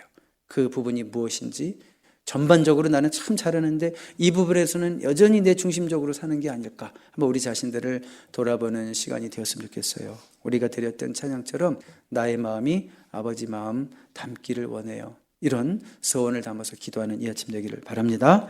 기도하겠습니다. 하나님 아버지, 근본적으로 우리의 생각이 변화되기를 원합니다. 그러므로 생각의 변화가 우리의 감정을 지배하고 또 우리의 행동까지도 지배하는 진정한 성숙의 열매가 우리 삶 가운데 나타나게 하여 주시옵소서. 우리 힘만으로 될 수 없습니다. 우리 안에서 지금도 일하시는, 활동하시는 우리 하나님 성령님의 도우심을 오늘도 의지합니다. 또한 우리는 주님의 일하심에 순종하여 협력하여 나아갑니다. 말하는 것 하나, 행동하는 것 하나, 생각하는 것 하나하나 주님 닮은 모습으로 점점 더 변화되어 하나님께 영광이 되고 사람에게 덕이 되고 우리 안에서도 기쁨이 넘치는 삶으로 우리를 인도하여 주시옵소서. 예수 그리스도의 이름으로 감사드리며 기도드립니다. 아멘. 그때 주님 하신 말씀 내 샘에와 생수를 마셔라. 오 주님 채우소서. 나의 잔을 높이 듭니다. 하늘 양식 내게 채워주소서. 넘치도록 채워주소서. 오늘 세 번째 목적, 우리는 그리스도를 닮도록 창조되었다. 성화, 우리의 변화, 우리의 성장, 우리의 성화가 하나님께서 우리 인생을 향해서 가지고 계신 인생의 세 번째 목적입니다. 그럼 어떻게 변화하는가? 이제 여러 가지 우리가 주제들을 보게 되는데요. Day 24, 진리로 인한 변화입니다. 진리로 인한 변화. 영어로 보니까 transformed by truth. 아주 굉장히 강력한 단어를 쓰고 있죠. 본질적인 변화를 의미하는 것이고 겉으로 드러나는 어떤 행동이나 behavior를 말하는 것이 아니라 우리 어떤 생각 속에 본질적인 변화를 얘기하는 겁니다. 자, 외울 말씀 우리 같이 읽겠습니다. 시작. 너희가 내 말에 거하면 참으로 내 제자가 되고 진리를 알지니 진리가 너희를 자유롭게 하리라. 요한복음 8장 31절 32절인데요. 다시 한번 읽습니다. 시작. 너희가 내 말에 거하면 참으로 내 제자가 되고 진리를 알지니 진리가 너희를 자유롭게 하리라. 여기 내 말에 거하면 이 말씀에 밑줄 읽으셔도 되고 동그라미를 하셔도 돼요. 내 말에 거하면 참으로 내 제자가 되고 진리를 알지니 진리가 어떻게 한다? 우리를요 자유롭게 한대요. 이거보다 더 우리가 바라는 변화가 어디 있겠어요? 내 영혼이 자유로울 수만 있다면 내가 뭘 그렇게 원하고 살겠어요? 내가 자유로운데 그럼 행복한 거죠? 바로 약속의 말씀입니다. 하나님의 말씀이 진리가 우리를 자유롭게 한다고 하는 모든 걱정, 근심, 염려로부터 인생의 모든 문제로부터 자유롭게 한다는 약속의 말씀인 것을 우리가 믿을 수 있기를 바랍니다. 생각할 점, 진리는 나를 변화시킨다. 하나님의 말씀은 나를 변화시킨다. 왜냐하면 살아있는 말씀이고 운동력 있는 말씀이고 날선 검과 같은 예리한 말씀이죠. 수술하는 말씀이죠. 히브리서 4장 12절의 말씀처럼 그 말씀이 우리를 변화시킬 줄로 믿습니다. 예수님이 대제사장적 기도라고 말씀을 드렸는데 이제 공생애를 마치시고 세상을 떠나시면서 제자들을 위해서 기도하실 때 요한복음 17장 17절에 보니까 저희를 진리로 거룩하게 하옵소서 이렇게 기도하셨습니다. 우리를 거룩하게 하고 변화시키고 성화시키는 것도 역시 진리로구나라는 것을 알 수 있습니다. 우리가 예수님과 닮아가는 것이 우리 인생의 세 번째 목적이라면 우리가 예수님과 닮아가기 위해서 우리의 삶은 그분의 말씀으로 채워져야 합니다. 맞죠? 우리의 삶이 그분의 말씀으로 계속 채워져 갈 때 우리는 예수님을 닮아가는 거죠. 하나님 말씀은 영적 성장을 위한 영양분이다 이렇게 생각하시면 됩니다. 베드로전서 2장 2절에 보시면 순전하고 신령한 젖과 같은 말씀을 사모하라 그랬잖아요. 신령하고 순전한 젖과 같은 하나님의 말씀. 자, 여러분 순전하고 신령한 젖입니다. 젖은 누가 먹는 거죠? 아기가 먹는 거죠. 아기가 어떻게 먹든가요? 가끔 먹든가요? 자주 먹든가요? 자주 먹죠. 정기적으로 먹든가요? 열받으면 한번 먹든가요? 정기적으로 먹는 거죠. 마찬가지로 우리가 하나님의 말씀을 아이의 심정으로, 어린아이의, 갓난아이의 심정으로 순전하고 신령한 저지다 생각하고 자주 정기적으로 먹을 때 우리가 영적으로 성장할 수 있고 그 말씀을 통해서 우리가 변화되어 가게 되는 줄로 믿습니다. 하나님 말씀을 들고만 다니지 말라 얘기합니다. 우리 성경책 들고 다닐 수 있지만 상관없는 말씀이 될 수도 있어요. 또 집에만 모셔두지 말랍니다. 그 하나님 말씀에 거하라 이렇게 말씀하십니다. 요한복음 8장 31절에 너희가 내 말에 거하면 참 제자가 되고, 계속 지금 거하라 abide in me, 그 안에서 살라는 얘기죠. 어떻게 우리가 하나님 말씀에 거할 수 있을까? 우리 첫 번째 아웃라인 같이 읽어봐요. 1번 시작. 말씀의 권위를 인정해야 한다. authority, 말씀의 권위를 인정하는 것이 우선이고 첫 번째 단계입니다. 기본적으로 말씀의 권위를 인정함으로 인해서 성경은 내 삶의 방향 설정을 위한 나침판이다. 내 삶에서 바른 결정을 내리기 위한 상담자가 하나님 말씀이다. 모든 것을 평가할 때 필요한 기준이 하나님 말씀이다. 성경 말씀은 캐논이고 척도다.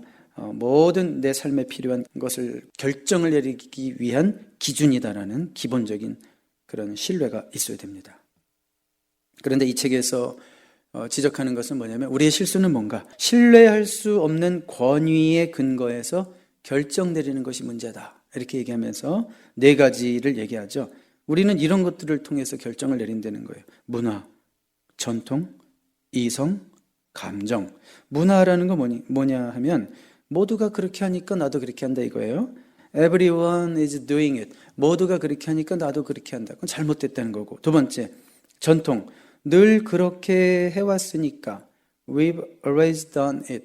늘 그렇게 해왔으니까 또 하는 거지. 아니죠. 성경 말씀에 비추어서 늘 그렇게 해왔을지라도 이건 아니다 싶으면 언제든지 그만할 수 있는 거예요. 그리고 세 번째로 실수가 뭔가 하면 이성에 근거한다는 거죠. 이게 논리적으로 보이지 않나? It seemed logical. 그렇지만 아무리 내 생각에 논리적으로 보여도 하나님 말씀에 배치되면 또 아니구나 이렇게 할 수 있어야 된다는 거고, 네 번째 또 잘못 내리는 결정이 감정에 근거해서 결정한다는 거예요. 그게 그냥 옳은 것처럼 느껴져서 It just felt right. 내 느낌을 믿을 수 있습니까? 하루에도 몇 번 변하는 내 느낌을 믿을 수가 있습니까? 그래서 감정에 근거해서 결정하는 것도 잘못된 것이다 이렇게 말씀하는 것입니다. 신뢰할 수 없는 문화, 전통, 이성, 감정이 아니라 신뢰할 수 있는 오직 하나님 말씀에 근거해서 우리 삶의 모든 중요한 결정을 내려야 된다 이런 말씀이죠. 빌리 그레이엄 목사님의 그 젊은 날의 고민을 이 책에서 잠깐 소개하고 있습니다. 그분처럼 그렇게 많은 영혼들에게 복음을 전한 자도 없고 많은 회심자를 본 목사님도 없겠죠.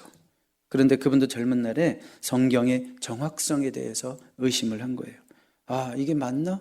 이거 진짜 맞나? 막 이런 의심이 생겼을 때 어느 날 결심을 했어요. 결단한 거죠. 이해를 못하더라도 이제는 내 삶의 사역의 유일한 권위로 온전히 이 말씀을 신뢰하겠습니다. 내가 비록 이해할 수 없을지라도, 내 머리가 짧아서 다 이해할 수 없을지라도, 내 믿음이 부족해서 의심도 생기고 이해할 수 없을지라도 하나님의 말씀을 내 삶과 사역의 유일한 권위로 온전히 신뢰하겠습니다. 이렇게 결단하고 난 다음부터 말씀의 능력을 체험하기 시작했다는 거죠. 그 전까지는 객관적인 하나님의 말씀이 자기에게는 주관적으로 능력의 말씀이 되지 않았는데 이렇게 온전히 말씀에 대한 신뢰를 드린 날 다음부터 말씀의 온전한 능력을 체험하게 되었다 이렇게 고백하고 있습니다. 디모데후서 3장 16절 읽어드릴게요. 모든 성경은 하나님의 감동으로 된 것으로 교훈과 책망과 바르게 함과 의로 교육하기에 유익하다 이렇게 말씀했습니다. 모든 성경이라고 그랬어요. 하나님의 감동으로 쓰여진 것이라고 그랬어요. 그래서 교훈하기도 하고 책망하기도 하고 우리를 바르게 하고 의로 교육하기에 유익하답니다. 그 결과가 뭐냐면 디모데후서 3장 16절 17절을 계속 봐야 돼요. 그러므로 하나님의 사람으로 온전하게 한다. 이런 말이 나와요. 하나님의 사람으로 어떻게 한다고요? 온전하게 한다. 아, 그렇구나. 하나님 말씀을 통해서 우리가 온전케 되고 성장하는 것이구나. 그래서 첫 번째로 하나님 말씀에 거할 수 있기 위해서는 말씀의 권위를 인정해야 하고요. 두 번째로 한번 같이 읽어봅니다. 시작. 진리를 내 것으로 만들어야 한다. 예, 하나님의 말씀의 권위를 인정했습니다. 이 말씀이 정말 우리에게 변화를 주는 생명의 말씀이라면 그러면 그 진리의 말씀을 내 것으로 당연히 만들어야 되겠죠. 그냥 남의 말씀, 목사님의 말씀이 아니라 내 것으로 만들어야 되겠죠. 그러기 위해서 5R로 정리를 해주고 있습니다. 5R, receive, read, research, remember, reflect 이렇게 정리를 했어요. 첫 번째, receive, 열린 마음으로 받아들여라. 열린 마음으로 받아들이고 인정하라. 야고보서 1장 21절에 보면요, 이런 말씀이 있어요. 온유한 마음으로 말씀을 받아라. 여러분, 온유하다는 게 뭐예요? 사람과 사람 사이에서도 온유한 사람은 부딪혀요, 안 부딪혀요? 잘 안 부딪히죠? 마찬가지로 온유한 마음으로 말씀을 받으라는 얘기는 말씀과 부딪히지 말라는 거예요. 말씀이 말씀하면 거기에 대해서 저항하지 말라는 거죠. 온유한 마음으로 말씀을 받으라. 이 책에 이런 비슷한 내용이 나와요. 이단이 아닌 이상 어떤 설교자가 설교해도 은혜 받을 수 있는 마음. 초짜 전도사님, 경험이 없는, 가장 지루한 설교자의 말씀에도 은혜 받을 수 있는 마음. 그게 온유한 마음이래요. 근데 맞는 것 같아요. 정말 제 마음이 온유하고 넉넉할 때는 앞에서 누가 설교해도 은혜가 돼요. 누가 설교해도 은혜가 되고, 성경 얘기만 해도 은혜가 되고, 어떤 경우에는 그냥 시시껄렁한 얘기만 해도 저분이 하나님을 사랑하는구나, 그것만 느껴지면 은혜가 되고, 그런 온유한 마음이 될 수 있기를 바랍니다. 마태복음 13장에 보면 4가지 밭을 소개하고 있죠. 그 마음밭은 말씀을 듣는 우리의 태도를 말하는 거잖아요. 나는 과연 어떤 밭인가? 돌짝밭과 같이 너무 완고해서 말씀이 튕겨나가는 마음이 되면 안 되고, 잘 다져진 밭처럼 하나님의 말씀이 들어와서 결실하고 열매 맺는 그런 밭이 되기를 주님의 이름으로 축복합니다. 진리를 내 것으로 만들기 위한 두 번째 R은 read, 읽어라. 하나님 말씀을 읽어야죠, 당연히. 그런데 여러분, 읽어야지 생각만 하지 말고 구체적인 성경 읽기 계획을 세우라. 이렇게 말씀하고 있습니다. 지난주에 어떤 분, 성도님 가정에 잠깐 도울 일이 있어서 갔는데 그분이 목사님 성경 읽기표 새 것으로 좀 다시 프린트 해 주십시오.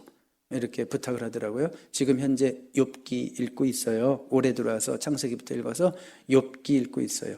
성경 읽기 표를 가지고 구체적으로 하루에 몇 장씩 읽고 이렇게 계획을 세우니까 성경을 잘 읽고 있는 걸 봤어요. 그런데 하도 그걸 접었다 폈다 열심히 읽다 보니까 인쇄가 지워졌어요. 그래서 다시 좀 만들어 주세요. 우리 교인들에게도 그거 하나씩 나눠주시면 좋지 않아요? 이런 식으로 또 좋은 제안까지 하시더라고요. 자, 읽어야지 생각만 하지 말고 구체적인 성경 읽기 계획을 세워야지 우리가 하나님의 말씀을 더 잘 읽을 수 있습니다. 세 번째는 진리를 내 것으로 만들기 위해서 지금부터는 사실 어떻게 보면 좀 옵션 사항처럼 들리기도 해요. 많은 성도들에게 연구하라, 리서치, 공부하라는 거죠. 근데 과연 이 공부라는 게 어디까지 해야지 공부인가? 리고렌 목사님은 정말 심플해서 좋아요. 어려운 거 요구하지 않습니다. 뭐라고 얘기하냐면 읽은 내용에 대해 질문을 던지고 당신의 생각을 적어보십시오. 거기까지예요. 읽은 내용에 대해 질문을 던지고 나의 생각을 적어보십시오. 그 정도 할 수 있잖아요. 질문을 왜 못 던져요? 성경 읽으면서 이게 왜, 어떻게, 누가, 무엇을 이런 식으로 질문을 던지면서 그리고 나의 생각을 적어보는 거죠. 이 정도면 충분한 연구입니다. 그 이상은 어떻게 하죠? 더 알고 싶을 때 교회에 허락하신 목회자도 있지요? 네, 그러니까 더 어려운 것은 목회자에게 물어볼 수도 있고 또 목회자를 하나님께서 또 교회에 주신 이유가 있습니다. 자, 연구하라, 부담 갖지 말라는 거예요. 네 번째로 진리를 내 것으로 만들기 위해서 기억하라, remember. 자, 이거는 성경 암송의 유익을 말하는 거예요. 성경을 우리가 읽기도 하고 공부하기도 하지만 더 나아가서 성경을 암송했을 때 어떤 유익이 있을까? 성경 암송의 유익, 한번 시편 119편 11절 제가 읽어드릴게요. 내가 주께 범죄하지 아니하려 하여 주의 말씀을 내 마음에 두었나이다. 주의 말씀을 내 마음에 두었나이다. 이게 성경 암송이죠. 그 유익이 뭐예요? 범죄를 예방해 주는구나. 그리고 시편 119편 50절, 이 말씀은 나의 고난 중에 위로라. 주의 말씀이 나를 살리셨기 때문이니다. 이 말씀이 나의 고난 중에 위로라. 고난 중에 내가 암송하고 있는 말씀이 내 생각 속에서 툭 튀어나와서 나를 위로하고 힘을 준다. 그런 말씀이죠. 시편 119편 105절, 주의 말씀은 내 발의 등이요 내 길의 빛이니이다. 이렇게 말씀했습니다. 예레미야 15장 16절, 아주 특별한 표현이 있는데요. 들어보세요. 내가 주의 말씀을 얻어 먹었사오니 주의 말씀은 내게 기쁨과 내 마음의 즐거움입니다. 이렇게 고백하고 있어요. 내가 주의 말씀을 얻어먹었대요. 암송한다는 것은 말씀을 그냥 단지 들은 정도가 아니라 이 말씀을 얻어먹은 거예요. 그냥 꼭꼭 씹어먹고 막 소화시킨 거예요. 그랬을 때 그 말씀이 나에게 기쁨이 되고 즐거움이 된다. 요 마지막 표현은 그래서 5번째로 가요. 진리를 내 것으로 만들기 위해서 묵상하라. 여기까지 가는 거예요. reflect on it. 묵상하라. 자, 묵상이라는 것은 리거렌 목사님은 아주 이해하기 쉽게 이런 단어를 썼죠. focused thinking. 포커스가 있는 생각. 집중해서 생각하는 거. 이미 우리가 이 묵상에 대해서 이미 이 책에서 다뤘습니다. 그러면서 여러분들이 하루 종일 문제를 묵상하는 것을 걱정이라고 합니다. 하루 종일 문제를 생각하는 것을 걱정이라고 합니다. 그렇다면 여러분들은 묵상도 할 수 있습니다. 하루 종일 말씀을 생각하는 것을 묵상이라고 합니다. 그러므로 이 묵상이라는 건 뭔가 focused thinking이다. 묵상은 몽롱해지는 게 아니라 집중해서 생각하는 것이 묵상입니다. 이렇게 설명을 하고 있죠. 근데 묵상의 제가 그 원어적 의미도 여러분들에게 벌써 한 2주 전인가요? 3주 전인가 설명을 했던 것 같아요. 묵상의 원어를 보면 히브리어 하가라는 단어가 쓰였다고 그랬고, 그 하가라는 단어는 그 맹수가, 짐승이 먹이 앞에서 너무 좋아가지고 먹이를 이리 굴려보고 저리 굴려보고 이걸 어떻게 먹을까 굉장히 흥분되어 있는 상태, 너무 막 좋아하는 그 막 집중하는, 그 먹이에 집중하는 그 상태를 묵상이라고 그랬어요. 그래서 여러분들이 사실은 말씀을 진짜 묵상하기 위해서는 뭐가 있어야 되냐면 영적인 굶주림이 있어야 돼요. 스피리추얼 헝거가 있어야 돼요. 그래야지 그 맹수가 그 먹이를 향해서 막 달려가고 돌진하고 막 이리 굴려보고 저리 굴려보고 좋아서 어쩔 줄 모르는 거는 배고파서 그런 거예요. 배부르면 쳐다도 안 보죠. 사자 같은 경우도 먹이를. 근데 배고프니까 그렇게 좋은 거예요. 먹이를 잡고. 마찬가지로 우리에게도 영적 굶주림이 있고 영적 갈망이 있고 사슴이 시냇물을 찾기에 갈망함 같이 내 영혼이 주를 찾기에 갈망합니다라는 그런 영적 소원 굶주림이 있을 때 하나님 말씀 묵상해야 돼요. 하나님 말씀이 너무 좋아지고 말씀을 시편 1편의 말씀처럼 말씀을 즐거워하며 주야로 묵상하는 자가 될 줄로 믿습니다. 진리를 내 것으로 만들기 위해서 5가지 R 꼭 기억하십시오. 받아들이는 거예요. 먼저 인정하고 receive, 읽고 read, 연구하고 research. 어려운 연구 아니라고 그랬죠? 단지 질문하고 적어보는 거예요. 기억하라, remember. 성경 암송하는 겁니다. 그리고 묵상하라, reflect. 여기까지입니다. 자, 그럼 몇 가지가 끝이냐? 마지막 포인트 있죠. 3번째. 시작. 말씀에서 나온 원리들을 삶에 적용해야 한다. 적용에 동그라미 이렇게 치시면 좋을 것 같습니다. 말씀에서 나온 원리들을 삶에 적용해야 한다.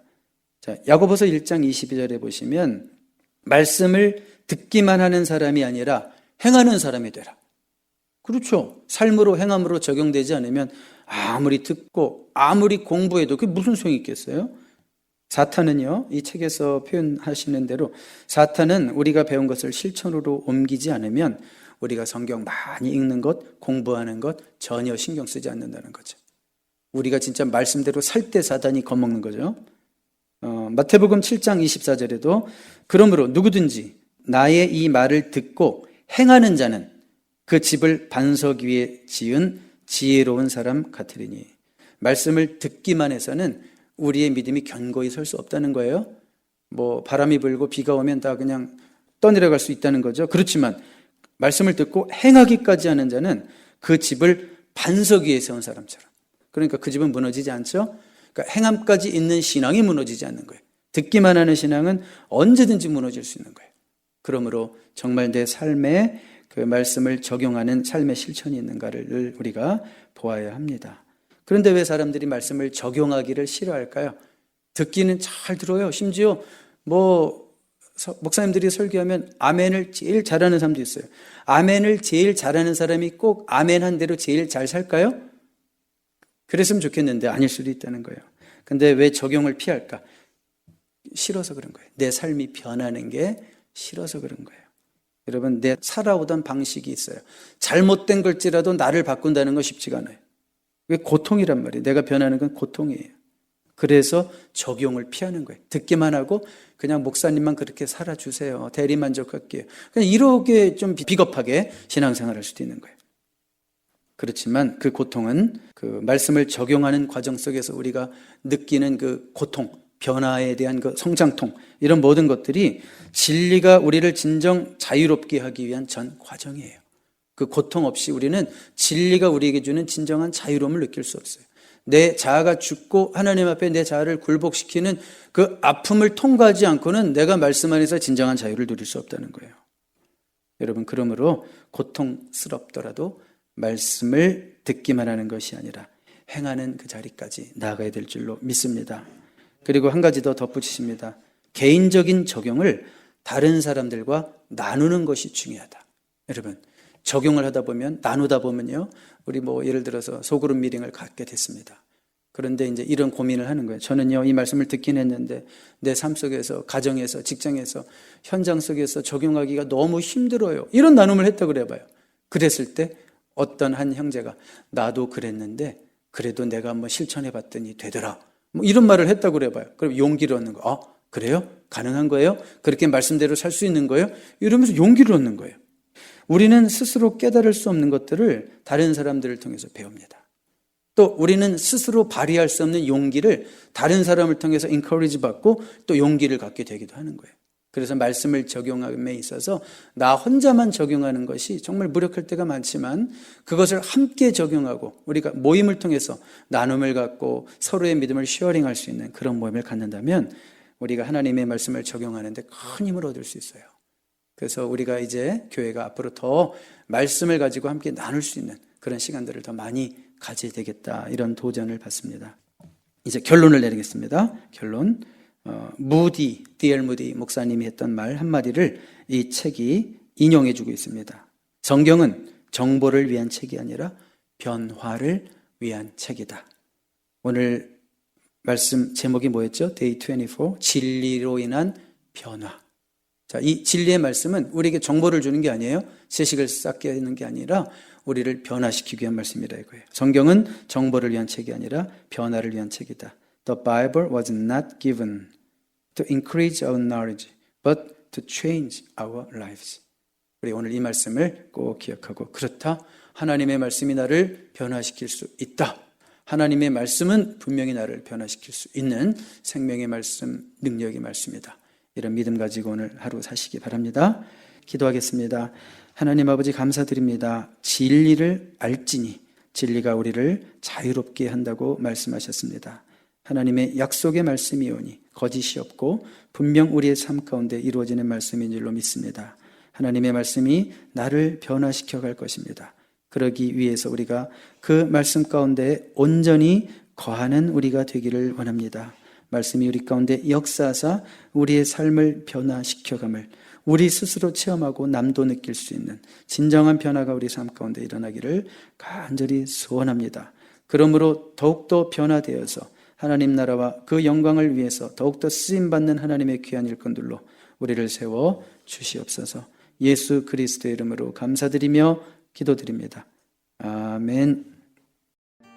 나의 작은 소망 사라져갈 때 부드럽게 다가는 주의 음성, 내가 너를 사랑하노라.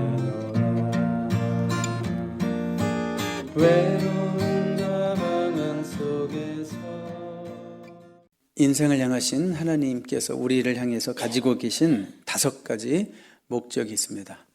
그 중에서 세 번째 목적은 바로 우리들의 변화고 성장이고 또 신학적인 용어를 쓴다면 성화, sanctification라고 할 수 있고요. 그걸 풀어 쓴다면 우리는 그리스도를 닮도록 창조되었다.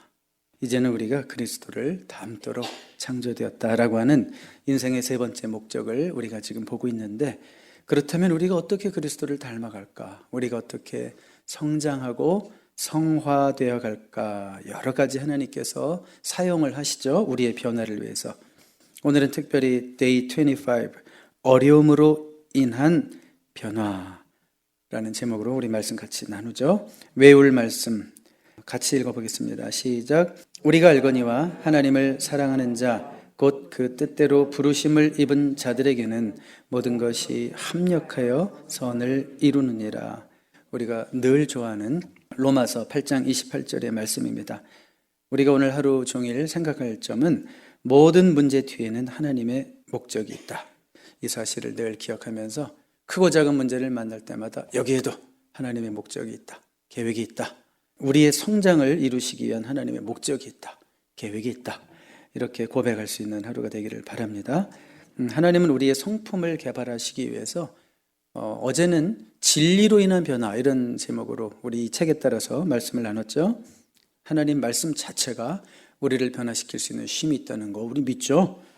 그런데 우리 하나님께서는 말씀만 사용하시는 것이 아니라 환경도 상황도 이용하신다라고 하는 것입니다. 특별히 이 고통이라는 단어 좋아하지는 않지만 고통 속에서 다른 방법을 통해서는 배울 수 없는 것을, 어떤 하나님이신지 또 하나님이 어떻게 일하시는지 다른 것으로는 배울 수 없는, 다른 방법으로 배울 수 없는 것을 우리가 고통 속에서 배웁니다. 그 감당할 수 없는 고통 속에서 그 진주 조개가 감당할 수 없는 고통을 느낄 때 거기서 뭐가 생기냐면 진주가 튀어나오는 거죠. 마찬가지로 우리 인생에 감당할 수 없는 그 고통들을 감내하고 믿음으로 이기는 과정 속에 보석 같은 믿음이 나오고 보석 같은 인격이 나오고, 야, 참 흠모할 만한 사람이다 해서 무슨 사연이 있나 그의 인생을 보면 정말 감당할 수 없는 그런 고통의 흔적들이, 그런 세월의 흔적들을 우리가 보게 되죠. 모든 고통 속에서 우리가 생각해야 될 것은 하나님이 주권 속에서 통제하고 계시다. God is in control. 모든 주권 속에서 하나님이 통제하고 계시기 때문에 때로는 우리가 너무 뜻밖의 사건이다 이렇게 느끼는 그런 것들까지도 하나님의 계획 속에 있다라는 것을 우리 고백할 수 있는 저와 여러분 될 수 있기를 바랍니다. Day 25에서는 특별히 로마서 방금 읽었잖아요. 8장 28절 읽었는데 29절까지 로마서 8장 28절 29절을 우리가 분명히 이해하면 힘이 된다. 그래서 그 말씀을 아주 자세하게 풀어서 설명해 주고 있습니다. 여기 7가지 아웃라인으로 이 말씀을 정리했죠. 우리가 알거니와, we know, 우리가 압니다. 그런 얘기죠. 우리가 어려울 때 갖게 되는 희망이라는 게 단지 무슨 긍정적 마인드라든지 단순한 희망사항이 아니라는 거죠. 모든 것을 하나님이 통치하시고 우리를 사랑하신다는 사실을 우리는 압니다. 진리의 근거를 둔 확신이다. 이 얘기죠. 여러분 쭈삣쭈삣 하실 필요 없어요. 하나님이 혹시 이 일을 통해서도 무슨 일을 하시려나, 아유 그랬으면 좋겠네. 쭈삣쭈삣 할 필요 없고 나는 I know, 나는 안다. 분명히 하나님께서 이 일을 통해서도 나의 성장을 일궈내실 것이다. 이렇게 확신을 가지고 선포하는 여러분 되시길 바랍니다. 두 번째는 하나님을 사랑하는 자, 곧 그 뜻대로 부르심을 입은 자들에게는. 자, 그러니까 합력하여 선을 이룬다는 약속이잖아요. 궁극적으로는. 그런데 이 약속은 하나님을 사랑하는 자녀들만을 위한 것이다. 이거예요. 여러분 하나님의 자녀이십니까? 그렇다면 이 말씀은 여러분의 것입니다. 하나님을 사랑하는 자, 곧 그 뜻대로 부르심을 여러분들에게는 모든 것이 합력하여 선을 이룰 것입니다. 세 번째는 모든 것입니다. 모든 것이. 우리 삶에서 일어나는 모든 것이 다 합력해서 선을 이룰 수 있다. 모든 것에는 우리의 실수도, 죄도, 상처받은 것도, 상처 준 것도, 빚도, 질병도, 이혼도, 심지어 사랑하는 이의 죽음까지도. 하나님은 가장 악한 것에서도 선을 이끌어내실 수 있는 분이심을 믿습니까? 하나님은 가장 악한 것에서도 선을 이끌어내시는 분이라고 하는 것을 성경에 근거해서 나는 안다라고 말할 수 있겠죠? 네, 그렇습니다. 모든 것이고 또 합력하여 우리 삶의 다양한 사건들은 하나님의 계획 안에서 조화를 이룬다. 그런 얘기예요. 이 책에서 소개하는 것은 그거죠. 케이크를 만들기 위해서 여러분 케이크 잘 만드실 것 같은데 재료들이 뭐가 들어가요? 저는 잘 모르지만 사실은 케이크 달아가지고 설탕만 들어갈 것 같은데 소금도 들어간다며요. 뭐 또 다른 게 들어갈 수도 있고. 그런데 그런 얘기를 하는 거죠. 이 케이크를 만들기 위한 재료들을 다 각각 분리해 놓고 하나씩 따로 먹으면 어떤 거는 뭐 달짝지근하기도 하지만 어떤 건 이상한 맛이 나는 것도 섞여 있다 이거죠. 무슨 강한 향이 나는 게 있을 수도 있고 따로 먹으면 이상하지만 그걸 다 조화시켜가지고 함께 구워서 먹으면 아주 맛있는 케이크가 된다. 그런 얘기입니다. 그러니까 하나님은 합력하시는데 도사죠. 우리 인생에 각각 우리가 경험하는 그 낱개의 경험들은 때로는 고통스러운 것도 있지만 결국 모든 것을 합력해서 우리 인생 가운데 정말 좋은 케이크와 같은 맛을 내게 하시는 그런 합력하게 하시는 하나님이심을 믿습니다. 그래서 이제 결과로 나오는 게 뭐예요? 선을 이루느니라. 삶의 모든 것이 선이 아닙니다. 분명히 힘든 일도 악한 자의 일도 나쁜 일도 우리 삶 가운데 일어날 수 있죠. 그렇지만 하나님은 악에서도 선을 이끌어내신다. 그런 말씀입니다. 악에서도 선을 이끌어내시는데 전공이 하나님이시다. 이렇게 표현하고 있습니다. 그러면서 예수님 족보에 등장하는 네 여인을 소개하고 있습니다. 예수님 족보에 등장하는 네 여인은 누구냐면 다말, 라합, 룻, 밧세바.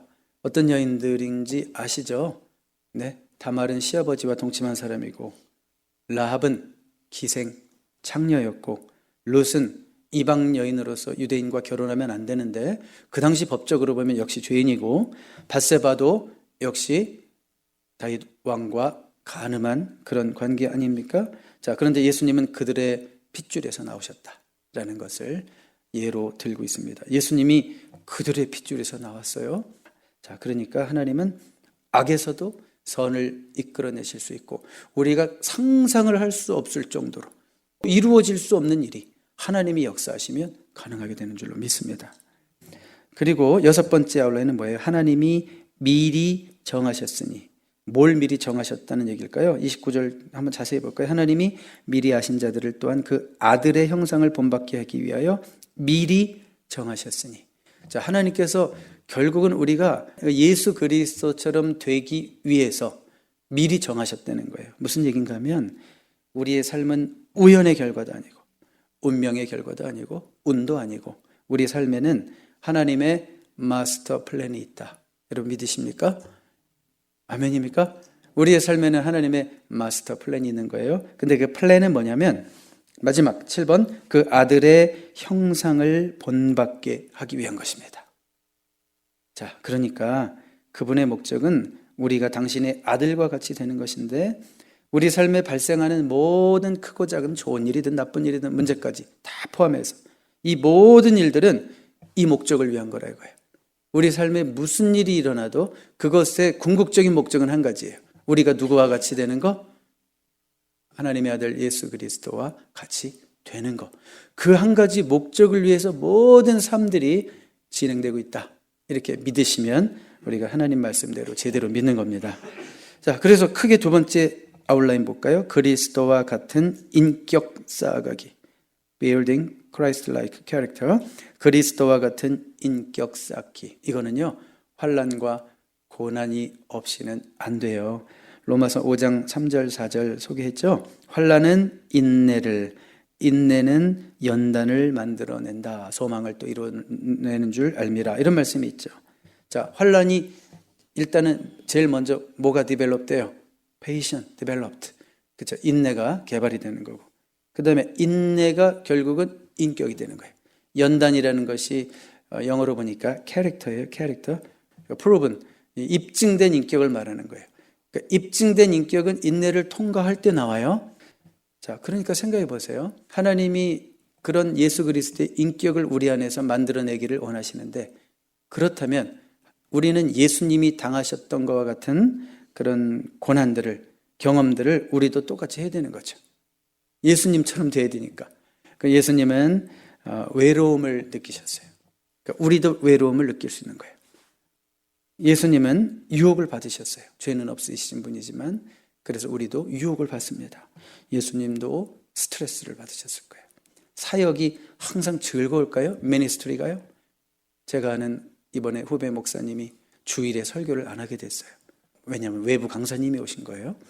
그랬는데 그냥 얼굴이 계속 싱글벙글한 거예요. 너무 좋아가지고. 와이프가 당신은 얼굴에 티가 팍팍 나. 당신은 연체동물 같아. 아주 그냥 숨길 수가 없어. 한 주간 설교 안 하니까 스트레스가 안 쌓여서 너무 좋구나. 그러니까 숨길 수가 없는 거예요. 이 거룩하고 고귀하고 귀한 사역이지만 이 사역이 스트레스가 있어요, 없어요? 너무 스트레스가 있죠. 한 주만 설교 안 하면 날아갈지도 몰라요. 그렇지만 아주 귀한 사역이죠. 그러니까 예수님의 사역에도 스트레스가 있었다는 거예요. 그리고 예수님 비난도 받으셨습니다. 그러니까 우리는 예수님처럼 되기를 원하면서도 비난만은 받기 원하지 않는다면 말이 안 되죠. 우리가 when criticized, 비난을 받을 때 어떻게 리액션 하느냐가 중요하겠죠. 예수님은요, rejection, 거절도 당해보셨어요. 거절당하는 그 아픔을 우리도 느낄 수 있다는 거예요. 결론적으로 예수님은 고난으로 순종함을 배워서 온전하게 되셨다라고 성경이 말씀하고 있습니다. 고난으로 순종함을 배워 온전하게 되셨다. 우리가 진짜 순종을 배우는 것은 고난의 때지요. 잘 나갈 때가 아니라 편안할 때가 아니라 고난이 있고 어려움이 있을 때 진짜 순종함을 배우는 거죠. 그래서 우리는 이런 모든 문제들 가운데 예수님처럼 대처해야 되는 거예요. 세 번째 아웃라인, 예수님처럼 문제에 대처하라. 그런 말씀이죠.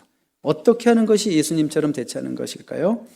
하나님의 계획은 항상 선하다는 것을 기억하라. 이렇게 말씀하고 있습니다. 하나님의 계획은 항상 선하다. 우리 인생 가운데 일어나는 그 나쁜 일, 그런 일도요? 네, 궁극적으로는 하나님의 선하신 계획 속에서 일어나는 것이죠. 당장 내 눈에 보기에는 악이고 부조리일 수 있고 억울함일 수 있지만 하나님의 계획은 먼 안목에서 보면 그것도 우리의 선을 위한 것이다 라고 우리도 고백할 수 있어야 돼요. 예레미야 29장 11절 읽어드릴게요. 너희를 두고 계획하는 일은, 너희를 두고 계획하고 있는 일들은 오직 나만이 알고 있다. 내가 너희를 두고 계획하고 있는 일들은 재앙이 아니라 번영이다. 너희에게 미래에 대한 희망을 주려는 것이다. 나 주의 말이다. 새 번역은 이렇게 번역하고 있습니다. 마치 재앙처럼 보이고 마치 절망처럼 보이는데 그게 아니라는 거예요. 번영이고 희망이라는 거예요. 그런 하나님의 중심을 여러분 꿰뚫어 보실 수 있습니까? 그런 믿음이 저와 여러분에게 있기를 바랍니다. 그런 영적인 눈이 여러분에게 띄어지기를 바랍니다. 여러분들이 어떤 문제에서 좀 해결해 주세요, 해방해 주세요, 도와주세요 요청했을 때 하나님이 거절하셨다라고 느낄 때가 있죠. 그럴 때마다 기억하세요. 하나님은 우리의 유익을 위해서 그의 거룩하심에 참여하게 하시는구나. 우리의 유익을 위해서 때로는 거절도 하시는구나. 이렇게 고백할 수 있기 바랍니다. 이번 주에 들은 찬양 중에 저에게 제일 은혜가 되고 힘이 된 찬양은 주님 내게 선하신 분, 이 찬양이었어요. 주님 내게 선하신 분, 얼마나 또 어노인팅이라는 팀에서 편곡을 멋있게 했는지. 처음에는 음악에 푹 빠져가지고 음악만 계속 누리다가 가만 생각해 보니까 주님 내게 선하신 분, 주님 내게 선하신 분, 이 가사를 반복하는데 진짜요? 주님 지금도 내게 선하신 분? 네, 막 그런 질문이 생겼는데 맞아, 주님은 지금도 선하시지. 내가 이해할 수 없는 이 순간에도 주님은 선하시지. 주님은 여전히 선하셨지. 오늘도 선하시고 내일도 선하실 것이지. 주님은 God is good입니다. God is still good입니다. God is always good입니다. God is eternally good입니다. 하나님은 항상 선하십니다. 이게요 최고의 신앙 고백입니다. 우리가 하나님께 드릴 수 있는 어떤 상황 속에서도 하나님은 선하십니다. 하나님은 분명히 선하시기 때문에 결국은 나의 선을 위해서 일하실 것이고 합력해서 선을 이루실 것입니다. 이렇게 고백하실 수 있기를 바랍니다. 그러므로 기뻐하며 우리는 고난 중에도 문제 가운데도 하나님께 감사를 드릴 수 있는 겁니다. 빌립보서 4장 4절 읽어드릴게요. 주 안에서 항상 기뻐하라. 내가 다시 말하노니 기뻐하라. 그렇습니다. 어떤 일이 일어나도 우리는 하나님의 사랑, 돌보심, 지혜, 신실하심을 믿기 때문에 기뻐할 수 있는 겁니다. 그리고 마지막으로 뭐라고 그랬어요? 예수님처럼 대처하는 자라면, 우리가 문제 가운데 예수님처럼 대처하는 자라면 포기하지 말라는 거예요. 포기하면 안 된다는 거예요. 야고보서 1장 3절 4절 읽어드릴게요. 이는 너희 믿음의 시련이 인내를 만들어내는 줄 너희가 알미라. 믿음의 시련이 뭘 만들어내요? 인내를 만들어낸다. 인내를 온전히 이루라. 이는 너희로 온전하고 구비하여 조금도 부족함이 없게 하려 함이라. 인내를 온전히 이루면 결과가 뭐냐면요, perfect, complete, 이런 용어를 썼어요. 번역을 perfect, complete. 여러분, 이 세상에서 혹시 완전한 퍼펙트한 사람 보신 적 있어요? 있다면 누굴까요? 예수님이죠. 근데 있다면 인간 가운데 누굴까요? 인내를 온전히 이룬 사람을 보고 우리는 뭐라고 그러냐면 퍼펙트하다고 그래요. 완전하다고 그래요. 조금도 부족함이 없는 사람이에요. 무슨 일을 맡겨도 할 수 있고 무슨 일도 능히 해낼 수 있고 어떤 상황에서도 승리할 수 있는 사람이에요. 그러니까 이 세상에 완전한 사람은 우리가 없다고 하지만 오늘 야고보서 1장 3절 4절에 보니까 인내를 온전히 이루면 너희는 퍼펙트하고 컴플리트한 사람이 될 수 있다, 이렇게 말씀하고 있어요. 그런데 그 인내는 저절로 생기지 않죠? 어떻게 생겨요? 고난을 통과함으로 생기는 거예요.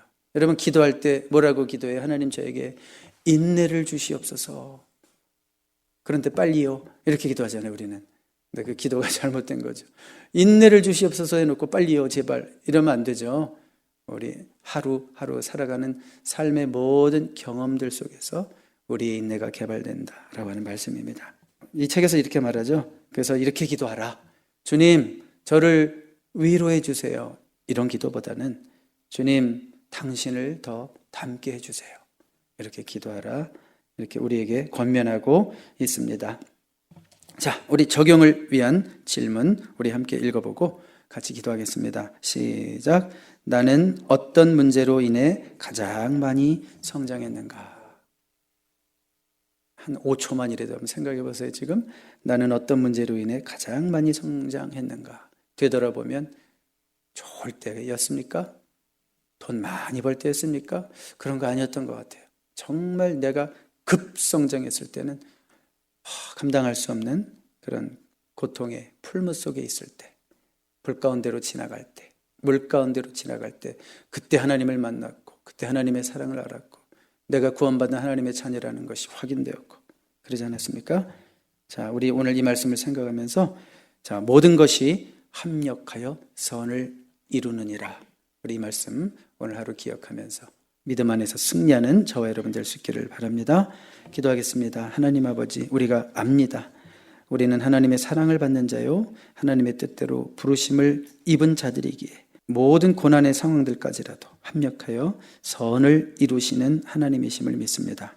그 모든 일들을 통해서 우리가 아들의 형상을 본받게 됩니다. 그것이 하나님께서 우리를 이 땅에 두신 하나님의 목적입니다. 오늘 하루 더욱더 주님이 기뻐하시는 그런 순종의 삶을 살기를 원합니다. 예수님처럼 문제에 대처하며 하나님은 항상 선하시고 오늘도 선하시고 지금 이 순간도 선하심을 우리의 입술로 우리의 마음으로 믿음으로 고백하는 우리가 되게 하여 주시옵소서. 예수 그리스도의 이름으로 감사드리며 기도드립니다. 아멘.